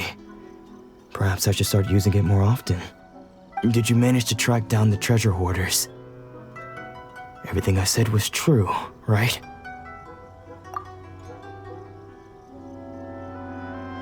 That just about sums it up.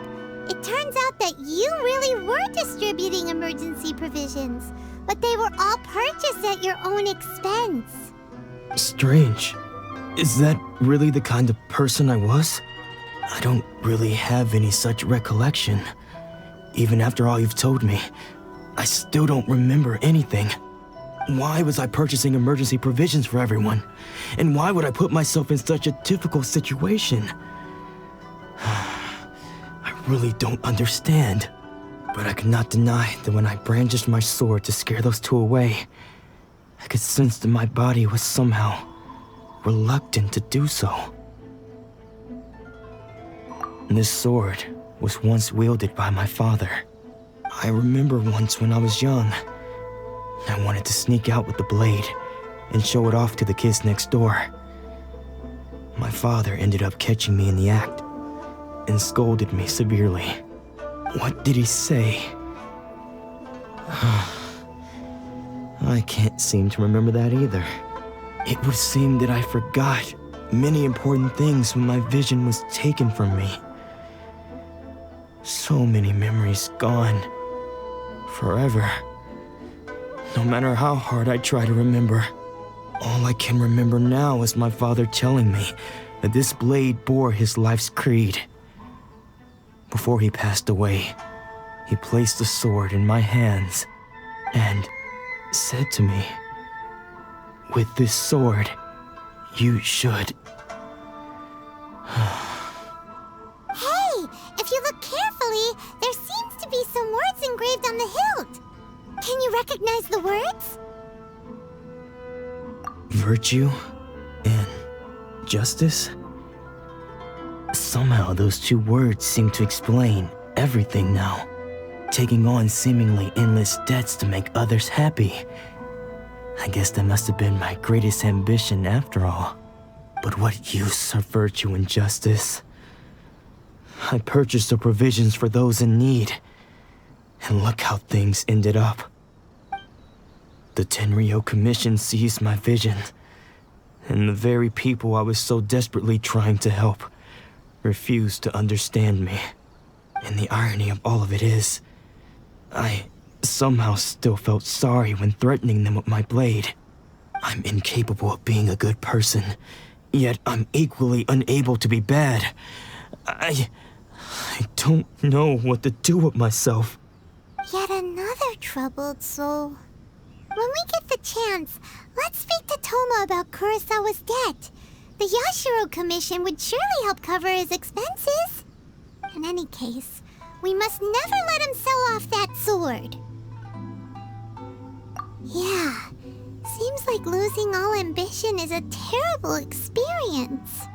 Fortunately for us, you don't have a vision. Let's go find the next poor soul.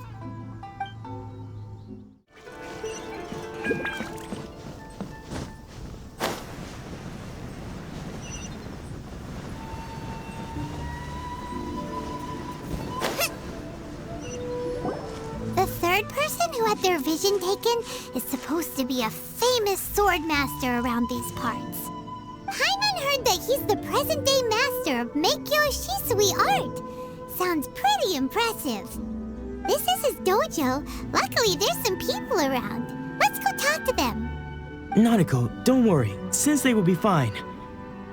Those thugs that challenged the dojo were strong, but he fought them all off in the end, didn't he? Maybe, but I'm still worried about him. Things have gotten dangerous before in the past, but it's never shaken him. This time, though... It's just because he's been possessed, that's all. Once the exorcism has taken place, he'll be right as rain in no time. Hey there! Did something happen? Who are you? I don't care whether you're trespassers or just here to harass us while Sensei is impaired. Get out of here immediately! Don't make me draw my blade, or you won't live to regret it. No! You got it so wrong! We just came here to... Disciples? Yep. We've heard all about the mighty master of miHoYo Shisui art. It's the whole reason we came all this way, to seek him out and ask him to train us. But then we got here and overheard you talking about how he got possessed or something? From the way you're dressed, it doesn't look like you're from around here. Please, accept my apologies. We've had so many people trying to cause us trouble recently that we're on high alert. You haven't arrived at the best of times, I'm afraid. Sensei got possessed recently, and he's still recovering. He's not able to take on any new disciples for the time being. I see you are earnest in your pursuit. Okay, how about this? My fellow disciple Nanako and I will explain Sensei's situation to you in a little more detail. Then you can decide whether to stay or to leave. Sensei's name is Domon, a name I'm sure you've already heard. Though self-taught, he mastered the art of the sword to a high level. He then proceeded to defeat many other prominent sword masters, never losing a single fight. He once said that his goal was to become the best sword master in the world. And so, even while training us, he continued to hone his own art. His fervor truly inspired us, and we trained hard, determined to keep up with him. But then... Not long ago, Sensei had his vision taken away. He hasn't been the same since. He says the strangest things over and over, and he refuses to let us train. Junya and I have discussed it, and we both think that he's been possessed by an evil spirit. So, we've asked the shrine maidens from the Grand Narukami Shrine to perform an exorcism. But if I'm honest, I still have my doubts over whether he'll completely recover. The Grand Narukami Shrine? What's that? You haven't heard of it? It's the largest shrine on Narukami Island. The head shrine maiden is reputed to have very close ties with the almighty Shogun herself. Not that we'd have any means of involving the head shrine maiden, of course. But even one of the ordinary shrine maidens from the Grand Narukami Shrine would have clear power and authority to perform an exorcism. So don't worry, Nanako. Sensei is going to be just fine. The exorcism will take place this evening. You're both more than welcome to come and watch if you're interested. So, losing your vision can cause possession? Guess we should come back this evening and see for ourselves. Shh. So you decided to come. It's a good thing you didn't arrive any earlier. You would have had to witness Sensei in one of his fits of madness. Just now, when Nanako was attending to him, she heard him whispering a few names to himself. When she asked him who the people were, he suddenly looked panic-stricken and pushed her away. It looked like he was in great distress. He was covering his ears and looking frantically around him with bloodshot eyes. All the while he kept calling those names. Some of them we knew, others we didn't recognize. But they all seemed to be the names of sword masters he had defeated in the past. One of them was Anzai. He used to be a fellow disciple of Sensei's, his senior, in fact. But Sensei defeated him in a duel many years ago, and he has been a wanderer ever since. Sensei wouldn't stop calling his name. Thankfully, the shrine maidens managed to subdue him, so the exorcism can finally continue. The ritual has now begun. All we can do is patiently await the result. Here's hoping Sensei will be back to his normal self very soon. Please, excuse me for a moment while I fetch some water. If he wakes up, he is sure to be thirsty.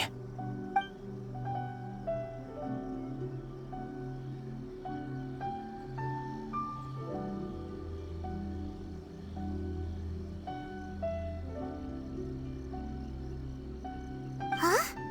Who's that sneaking around? Uh-oh. Could they be here to mess up the exorcism?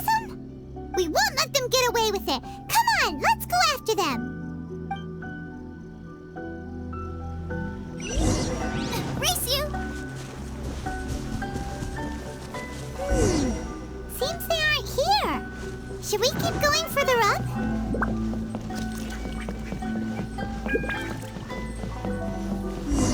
Is this definitely the right place? Let's look a little further up. Find the treasure for sure. Aha! Suspicious person sighted! That's gotta be him! How did you catch up with me so quickly? Are you sure you're Domon's disciples? You move even quicker than he does. Unless... I guess it's been a few years. Maybe his skills have improved again. Excuse me? We're the ones asking the questions here. First off, who are you? And what are you doing sneaking around these parts? You seem like bad news, mister. Bad news? I'll have you know I trained side by side with Domon back in the day, long before you ever showed up. I don't care to talk about that time anymore. But if you must know, I am Domon's senior. His senior? Wait, that means you must be... Anzai? Yes, that's me. Because I don't wish to see Domon or anyone else associated with him ever again. When we were young, we trained under the same swordmaster, studying miHoYo Sui art together. I had begun training 5 years before him, and everyone looked up to me as a steady and dependable older disciple.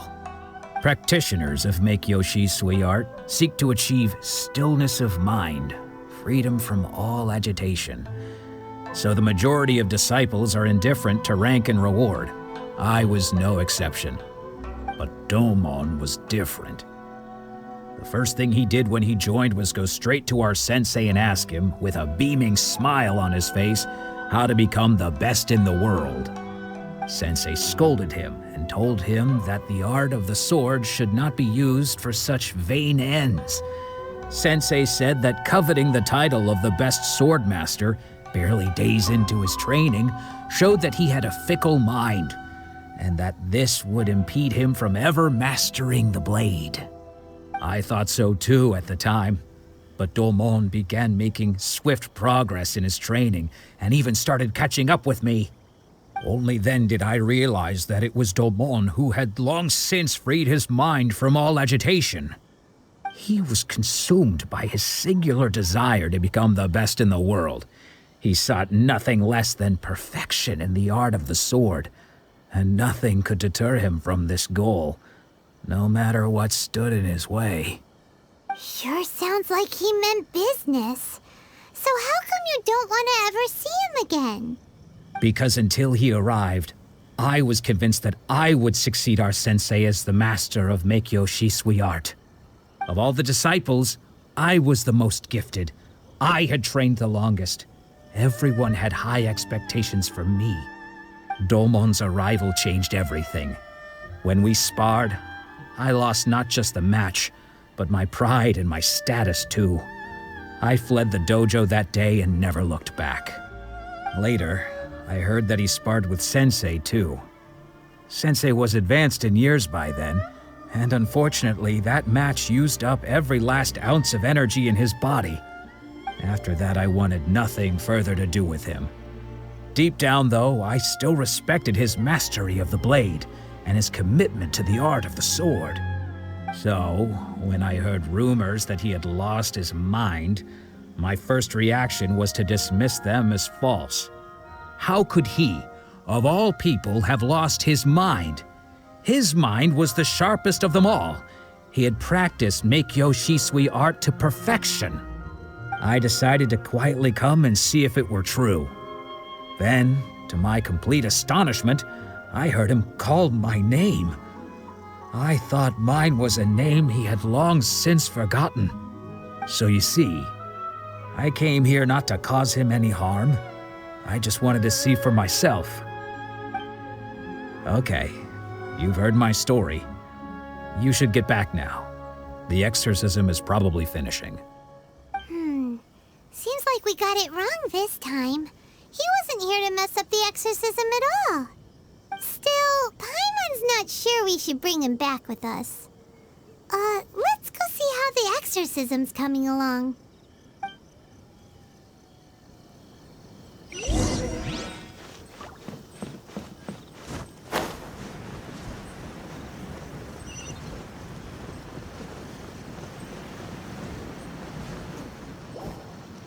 What? You're saying he isn't possessed? Does that mean he's just lost his mind? But how is that possible? No, I refuse to believe it. Something's clearly wrong. Nanako, please. Try not to get agitated. I am sorry. With what powers I have, I can find no sign of any malignant spirit having possessed Domon. But spirits may take a myriad of forms in this world, many of which I cannot claim to have witnessed myself. Thus, I dare not rule out possession with complete certainty. And all is certainly not lost, for I received word not long ago that Lady Yai has taken an interest in your sensei's case. Lady Yai? Is that the same Lady Yai that I think you mean? The head shrine maiden of the Grand Narukami Shrine? That's wonderful news! Then Sensei will be sure to recover. Correct. Lady Yai is most knowledgeable indeed, and has abundant experience in the exorcism of evil spirits and aversion of great calamities. I am unable to say for certain whether an evil spirit has possessed your sensei, but Lady Yai can give a conclusive verdict. Excuse me, Miss Inagi, but I must ask, should we prepare a greeting gift for Lady Yai? That won't be necessary. All that is required of you is your timely arrival at the Grand Narukami Shrine. Lady Yai does not like to be kept waiting. I must leave now, but we will meet soon at the shrine. I wish Domon a full and speedy recovery. Who'd have thought Lady Yai herself would have taken notice of our sensei's case? Do you mean to say that Sensei isn't renowned enough to deserve Lady Yai's attention? No, that's not what I meant at all. You misunderstand me. I just mean this is Lady Yai, the head shrine maiden. She has direct and close contact with the almighty Shogun herself. Anyway, you should join us too, tomorrow. Given that you've traveled all this way just to meet our sensei, we, the disciples of miHoYo Shisui Art, will do our best to help you. Sure! After all, everyone seems pretty excited about Lady Yae. We're curious to meet her too. Who knows? Maybe we'll be able to find out a thing or two about the Ryzen children from her.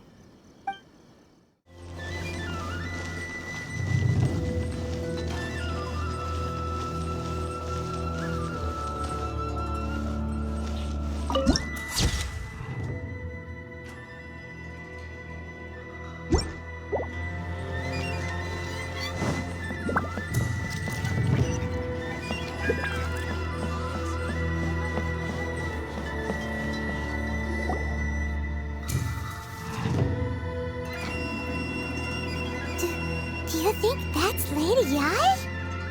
Oh, no wonder Junyo is so excited. She has a really striking presence. Also, is it just Paimon? Or did she look right at us just now? It was probably nothing. It's not like she's ever seen us before. Keep away. Keep away from me. I gave up the art of the sword. Please, let me go, I beg you. As you can see, Lady Yae, Domon has persisted in this state for some time now. He appears to see those who have lost to him in duels past, gathered all around him to persecute him. Lady Yae, it must be a possession, right? This is nothing like him at all. In the past, no matter what came his way, he would always face it with a confident smile. I'm sorry. It is clear to me that your sensei is not possessed by any evil spirit. But then does that mean he... Yes. This is a change in the person himself. Unable to cope with the tremendous pressure he was under, he suffered a spiritual collapse. With his wits impaired, he finally descended into madness. As one who is thrown into the sea, though he fights back desperately against his predicament, it does nothing to prevent his descent into the depths. As for what has triggered this change, I believe it must be the loss of his vision. For to be stripped of one's vision is to be stripped of one's ambition. Stripped of his ambition? But Lady Yae, even without his ambition, why should he suffer such a dramatic change? How does that explain his descent into madness? Your school practices miHoYo Shisui Art, does it not? Stillness of mind, freedom from all agitation. What a fine notion that would be if any in this world could ever hope to achieve it. There was once one who claimed to be indifferent to rank and reward, and who fled enraged when defeated by his junior. And then there was an aged swordmaster who was aggrieved enough that he crossed blades with a disciple he himself had taught. Then, what of the one who crossed blades with his own sensei and beloved fellow disciple, and defeated them both? Can one truly remain unagitated, of still mind in moments such as these? Lady Yae, I'm not sure I understand. The path of the swordmaster is filled with twists and turns. It is no small undertaking to pursue the position of greatest swordmaster in the world. It requires one to take their sword firmly in both hands and cut down the hopes and dreams of others, even those of one's closest companions. Only a deep commitment to his ambition to become the best made it possible for him to rise above the pain of these encounters, to focus on the way ahead. When that ambition disappeared, he began to doubt himself. As he battled his growing anxiety, he slowly descended into the state you see him in now. Much like a certain fatally flawed friend of mine. Poor sensei. To think he's been suffering so greatly. I'm sorry. It's all my fault. Father, Sensei, Onsai. That's enough. Huh? Isn't that Onsai? Where did he come from? Did he follow us the whole way here? Onsai, why are there two of you? Is that you or a ghost? You're here for revenge, aren't you? I knew it would come. I never should have. You're right to assume that my feelings towards you are far from kindly. But I didn't come here to settle a score. It's been so long now that I made peace with it years ago. You did nothing wrong that day. I couldn't face the humiliation. That's why I ran. I don't think most of the people you beat along the way would hold it against you. On the contrary, when you cut our ambitions short, we entrusted them to you, in the hopes that they might carry you further. Now I know that we can't place our hopes in you any longer, since you've been stripped of your ambitions too. But that is no reason to strip them of theirs. Follow the way of the sword all the way to the highest peak. You taught them that, didn't you? But what if one day, the same thing happens to them? I put everything I had into trying to become the best. But what if it was all a huge mistake right from the start? If there's a chance they'll end up like me one day, I'd rather they stay where they are now than go any further down this path. Have you asked them what they think? Sensei, after you rescued me from the hands of the pirates, I told myself I would follow in your footsteps for the rest of my days.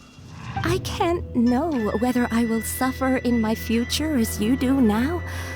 All I know is that here and now, in the present, I wish to continue. I want to keep going until the day that I can stand before everyone with my head held high and announce that I, like my sensei Domon before me, am a master of miHoYo Shisui art. Nanako's far from the only one. Actually, all of us think that way. Goodness. Well, You see? You can place the ambition you once had in their hands. Being stripped of your ambition is something that's never happened to me, so I can't claim to understand it. But I do know what it feels like to have your ambitions crushed. That's what happened on the day that you so effortlessly defeated me. So, just as I once placed my ambitions onto you, it is time for you to release yours into their custody. You are not in the same position that I was. When I left, I had nothing to my name. But you have a great number of worthy disciples. I understand. I'm sorry to have made you worry for me, and for the state of miHoYo Shisui art. I no longer have the resolve to become the best in the world. The emptiness and suffering inside of me will not abate, so I cannot hope to still my mind and be free of agitation. But as your sensei, I shall commit to imparting unto you everything I have learned in my life so far. This is my promise. And I humbly ask Anzai, my senior, to hold me to my word. You can count on that. I'd be checking in on you occasionally anyway, just to make sure you hadn't lost your mind again. But I am now used to the life of a wanderer. I do not belong in the dojo anymore, so I will simply stop by once in a while to make sure you aren't cutting any corners with them. Well, don't just stand there staring at me. Say thank you to Lady Yai and then get yourself back home.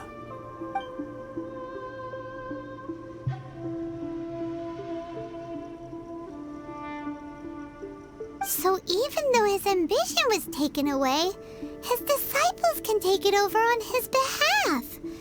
Guess that sort of solves this one, huh? Traveler, a moment, please. Lady Yai has some words for you. So, my intuition was correct. The wind that blows from afar carries fresh life to these shores. For us to meet now is premature.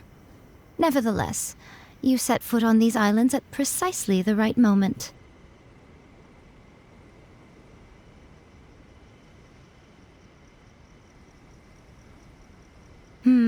I have high hopes for you, child. Don't disappoint me. Ooh, Lady Yai seems to have taken a real interest in you. She seems super mysterious. Paimon's so curious what she really meant by all that. We can come back to it another time. For now, we should go report back to Miss Kamisato.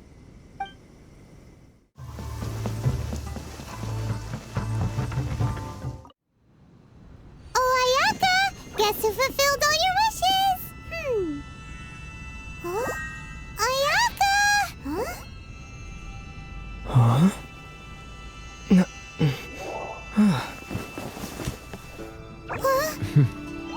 Huh?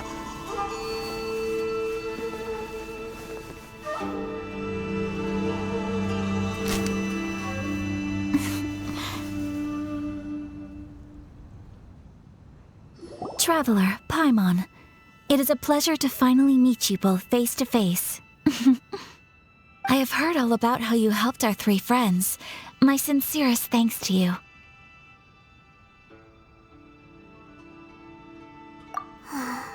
Yeah, short of getting them their visions back, it seems like there's no way to really help them.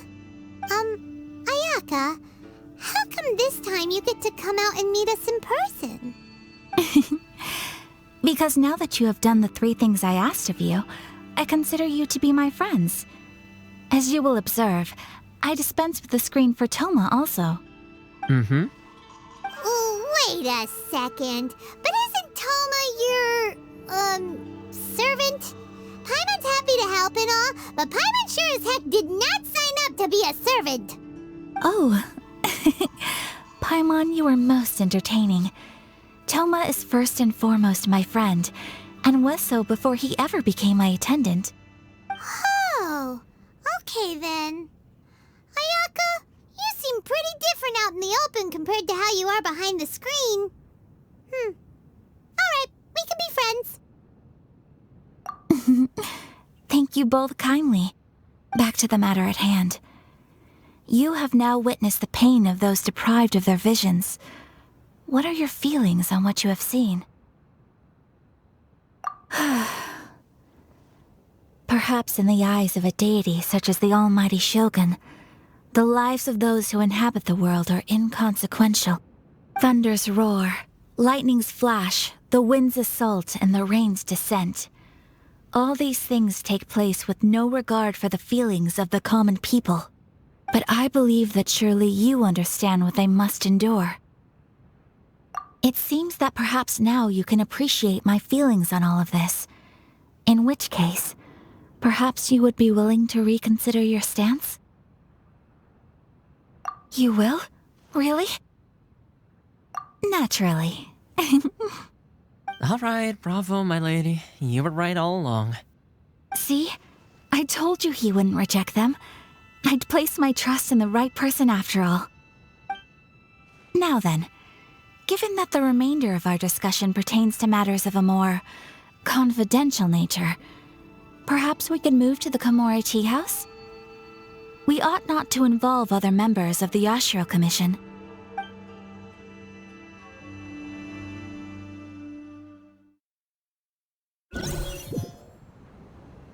Well, here we are again.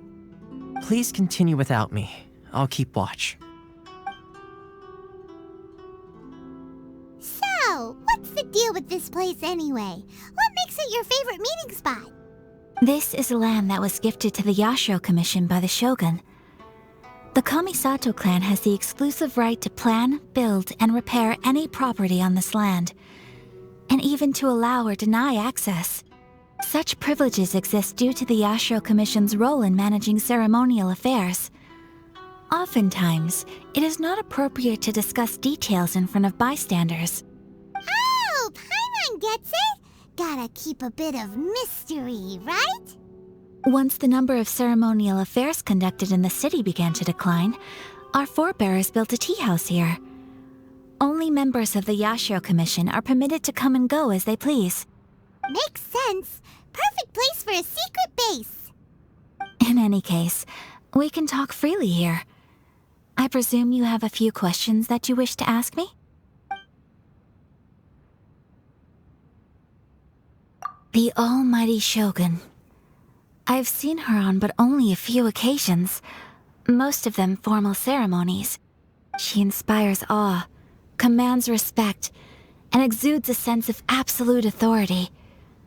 But as I recall, there was something else about her that struck me even more deeply. It was her almost complete lack of any emotion. In that sense, She appeared to me to be less of a ruler and more of, well, an executive official, I suppose. Focused exclusively on her single goal of implementing eternity, acting accordingly without feeling. The issue is this. For the vast majority of people, the Vision Hunt Decree is something that has no implications whatsoever.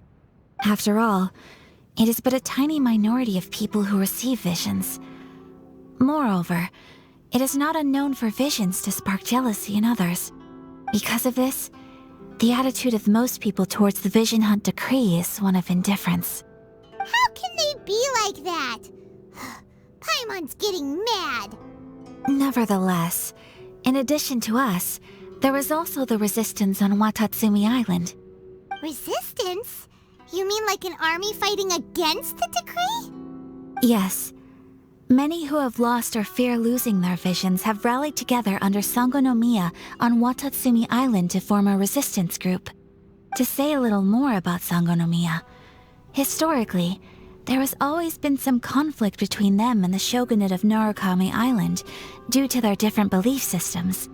But I do wonder whether there may be some other agenda behind their resistance movement, beyond merely fighting the Vision Hunt Decree. Of course! We have tried on numerous occasions. Unfortunately, each time a proposal to repeal the decree arrives at Tenshukaku, it is promptly vetoed by both the Tenryou Commission and the Kanjo Commission, and subsequently scrapped. They invariably adopt a stance of unconditional support for the Shogun's decisions. They have no interest in discussing anything. It almost makes one wonder whether they had a hand in the Shogun's sudden decision to issue the Vision Hunt Decree. Ooh, Paimon has a question though. Oh? What would you like to know, Paimon? Have you got a plan yet to fight the Vision Hunt Decree? To be honest, we do not. What? Please, do not forget that challenging the Vision Hunt Decree is tantamount to challenging a deity. Coming to terms with that is already a difficult step to take. So what are we gonna do? Well, for the moment, all we can do is try and reduce the harm that is being caused by this decree. For example, by providing vision bearers with safe refuge, or manufacturing counterfeit visions for them as a contingency measure. You're telling Paimon that there are people out there who can make fake visions? Don't underestimate the talents of the craftspeople in Hanamizaka. To the naked eye, their counterfeits are indistinguishable from the genuine article. The problem we are facing right now is that Master Masakatsu, who was providing us with counterfeit visions, has recently been arrested by the Tenryou Commission. Darn! So they found out about it? Ugh. Yes. We knew it was not a long-term solution, and that it was only a matter of time before it would be exposed. But we cannot simply abandon Master Masakatsu. Exactly. I feel the same way. But given mine and Toma's identities as part of the Yashiro Commission, breaking him out of prison would risk dragging down the reputation of the entire Kamisato clan should we be caught.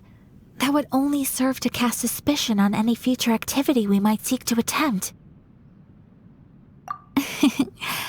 By no means do we intend to place the burden of such a task on your shoulders alone. When you are ready, go to Hanamizaka and look for a fireworks shop run by the Nagonohara family. There, you will find someone who can help you.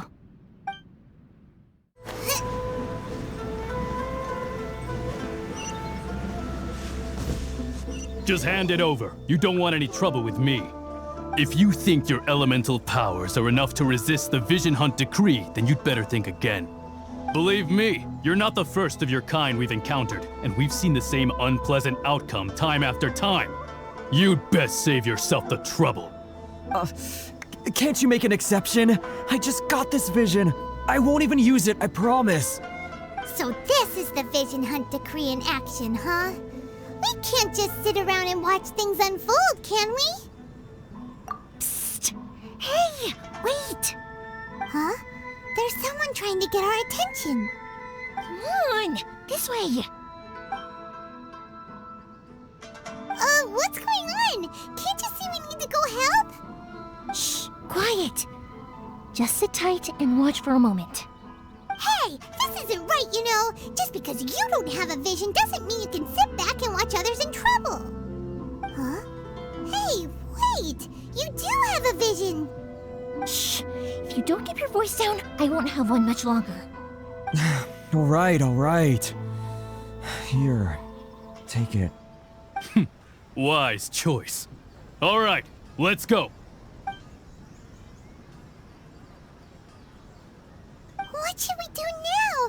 He's already given up his vision. Doesn't he know what could happen to him after losing it?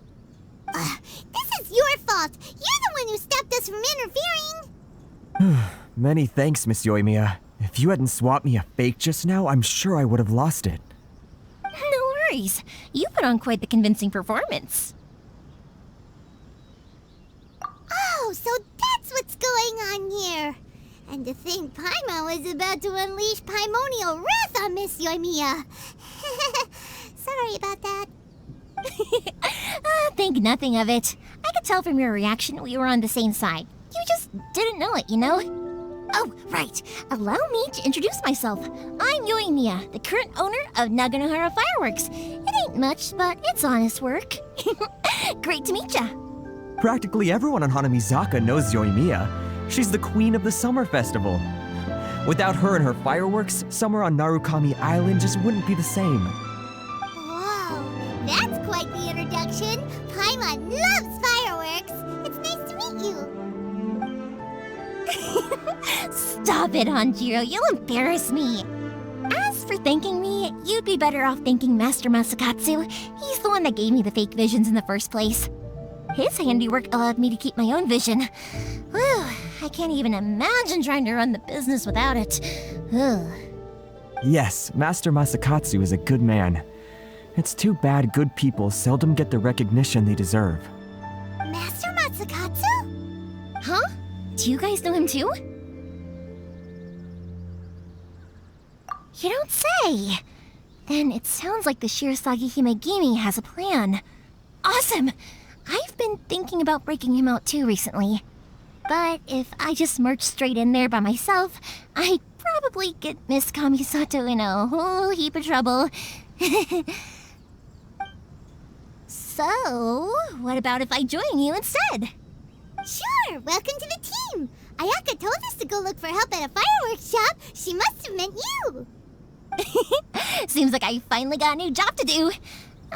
Besides hiding vision bearers in my shop, that is. So, Master Masakatsu is being held at the police station. I've already surveyed the area and found a way in. Whoa, talk about a reliable source. Seems we've got the right person on our team. Not bad, huh? Let's go as soon as everyone's ready. Don't worry, Master Masakatsu. We're on our way. Time to break him out.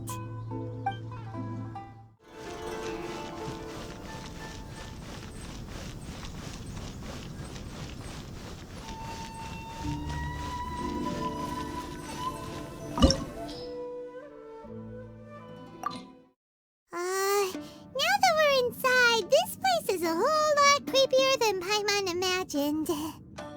Come on, this way. As long as we stay quiet, we've got a good chance. I certainly wouldn't want to end up locked away in here. Let's find Master Masakatsu and get out of here. We should split up. I've got a little present to prepare for Master Masakatsu. I'll be right back. You sure? All right then. Just be careful not to get caught. Yes, you too.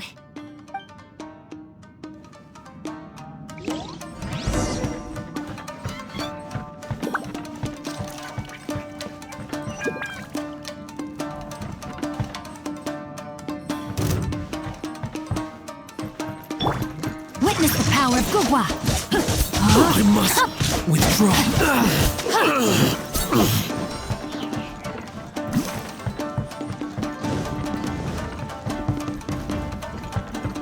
Talk about a big door. Seems we need to collect something shaped like Magatama in order to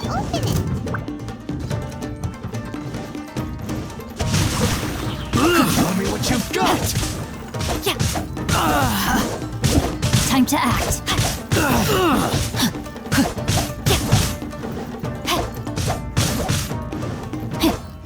I must. Let me weave you a verse.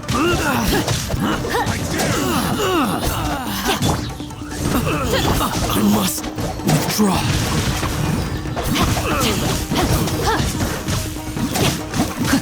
I need to train harder.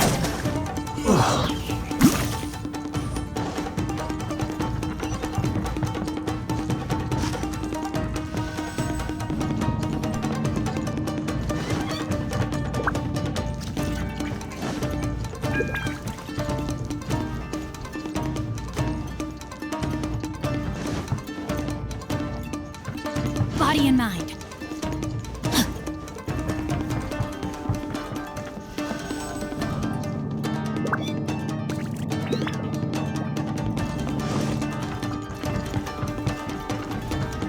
Who goes there? No, my sword! Wheel of life.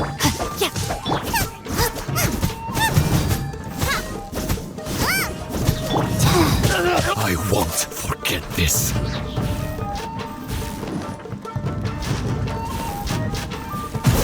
This wall looks a bit odd. Maybe there's some special trick to it.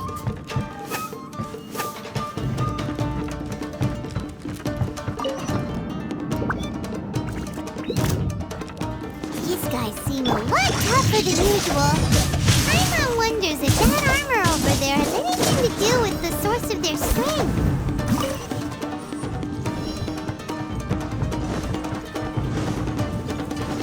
Brace yourselves. Get them. Time to act. Show me what you've got. Body and mind. Rise. By royal decree. No, my sword!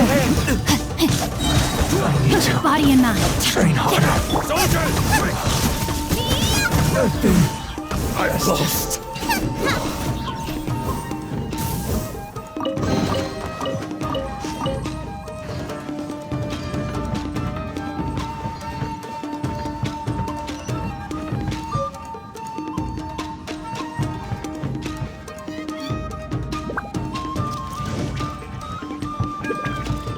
Race you!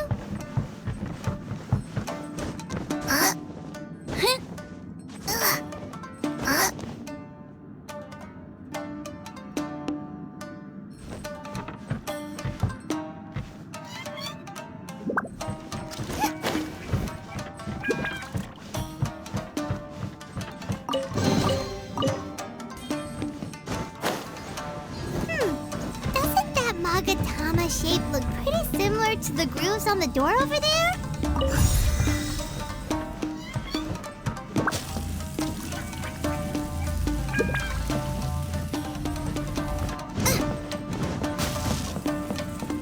Race you!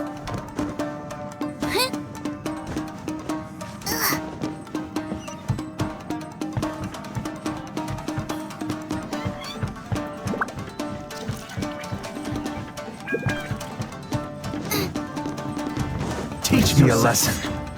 Let me weave you a verse.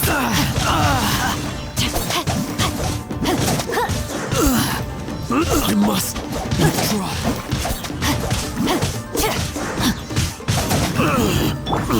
Clear cut. Allow me to strike first. Go.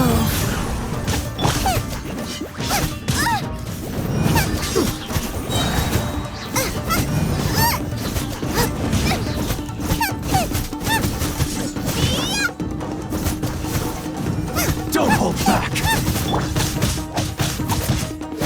Watch your step. I need tested. Train harder.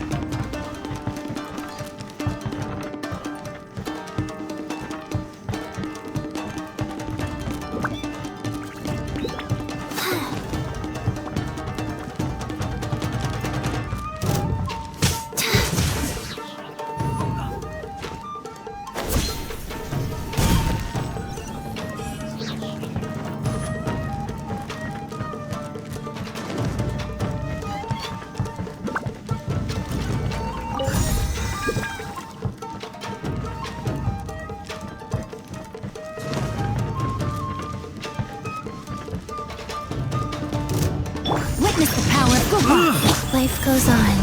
I must withdraw.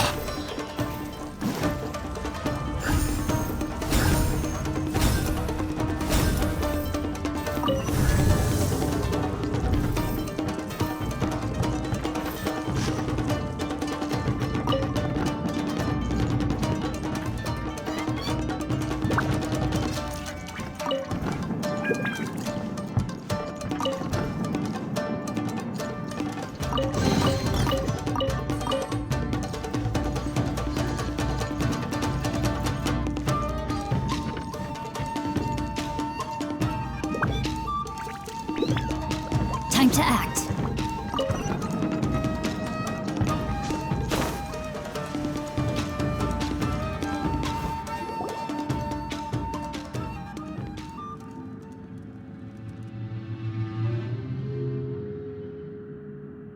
Shh! Quick! Hide! Look over there. That must be Master Masakatsu. Did you really think that little trick of yours could fool us? Locking you up was just the beginning. No! Oh no! Those Tenryo Commission brutes are torturing him! If we don't come up with a way to break him out fast, then... Huh? Euthymia, when did you get back here? I can't bear to watch. If anything happens to Master Masakatsu, our whole plan will have been for nothing. Hey, you there! What are you doing? Ma'am. We were just teaching him a little lesson, that's all. Huh? Who's that? That's Kujo Sara, adopted daughter of the Kujo clan of the Tenryo Commission. She's also a general in the Shogun's army. What's she doing here? Make way, let me have a look at him.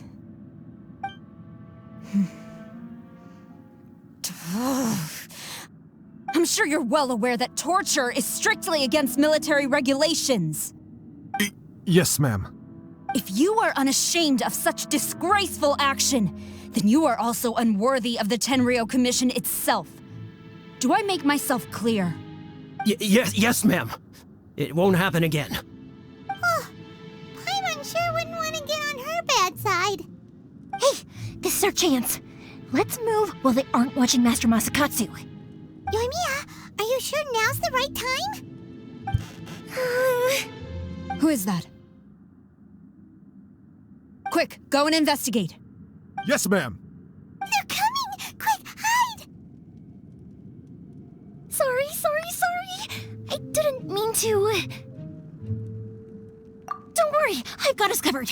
Time for my little present.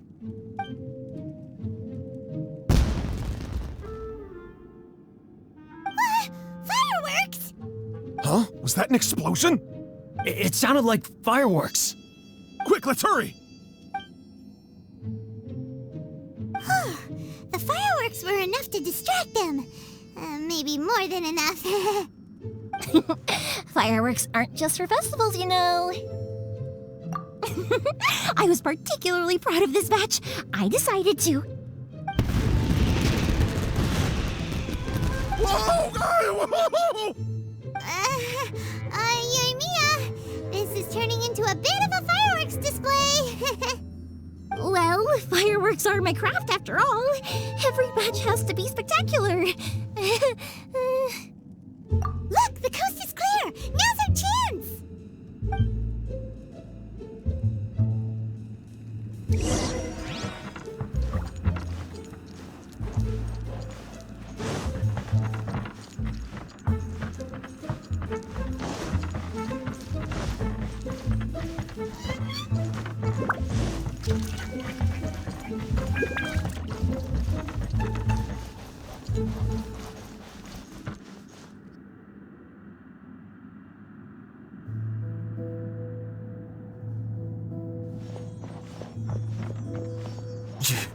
Euthymia, is that you?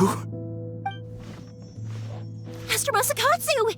Sorry we took so long. Oh, those awful guards. Come on! We've got no time to lose! They could be back any minute!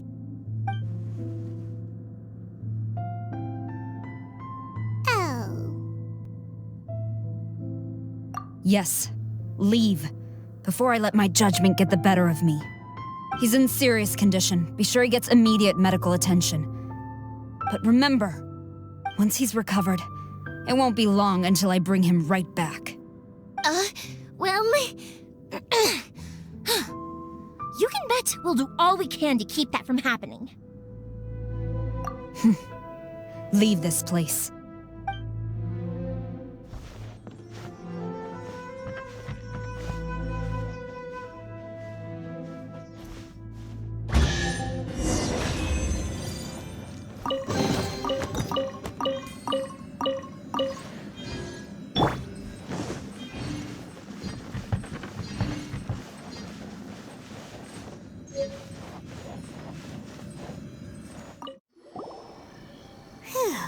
We're finally out of that creepy place. Yes. Finally, I've made it out of there. Master Masakatsu, how do you feel? Can you hold on? Don't worry. I think I can make it to the infirmary without keeling over. Thank you. All of you. I'll take him to get treated. I'll treat you to a round of drinks once this is all over. Don't worry about us. Just take care of Master Masakatsu.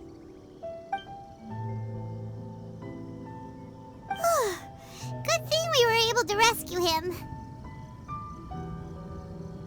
Right, Kujosara. Do you think she was making up for how the guards were treating him?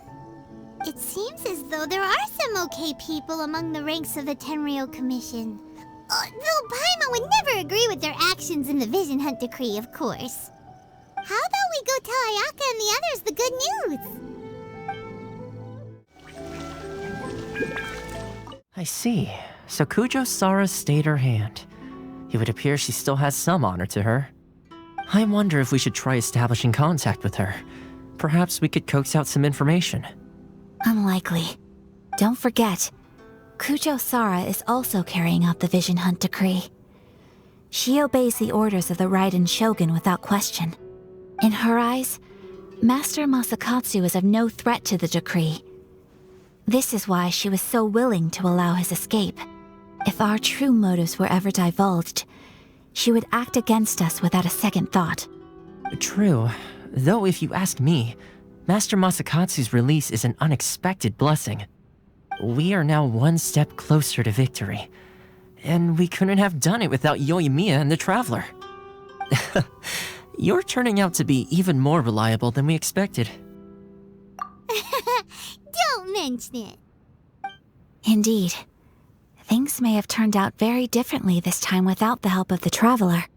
But if we wish to mount any sizable resistance against the Vision Hunt Decree, there is still much to be done. It is time we make ready our next set of plans. There's no need to rush, my lady.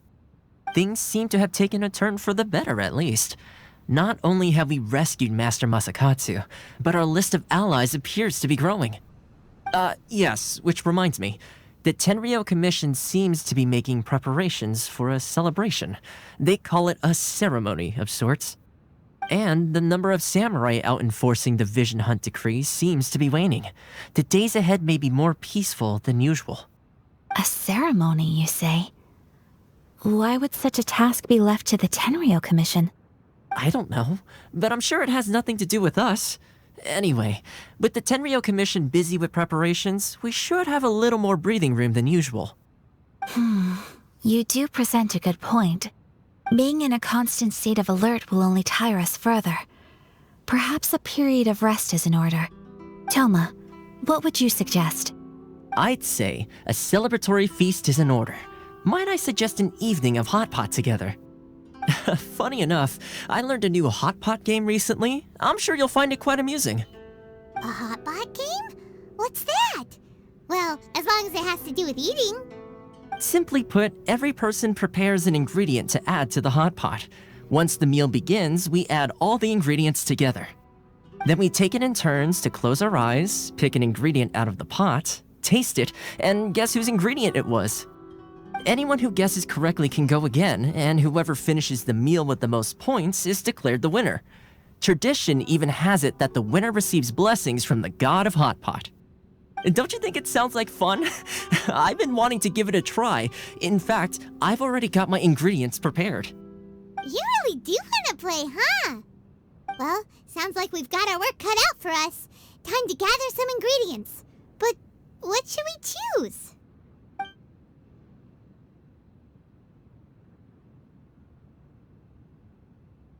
Ooh! Paimon proposes we gather raging demon-level Joyun chilies, super salty ham, mist flower corollas. This is already shaping up to be a hot pot to remember! Oh, my stomach! It feels like Euthymia fireworks are going off inside me. Who would have guessed that Toma would be the winner? He ate practically all those weird ingredients without a second thought. Toma? You okay, buddy? Salt-crusted herring, unripe lavender melon, flash-boiled dongo, oh, and whatever that thing was that nearly froze my tongue off. Hold up, my life is starting to flash before my eyes. Time I call it a night, everyone. You've only got yourself to blame, Toma. All those strange things you ate were ingredients you added yourself. But weren't you the one who added those little cakes, Ayaka? I think the Traveler ended up eating one. Boiling cakes in hot pot? Ugh. Think of the texture. I must apologize. To be perfectly honest, I thought the cakes would be a tasty addition. Uh-oh. I'm definitely not okay. I need to lie down.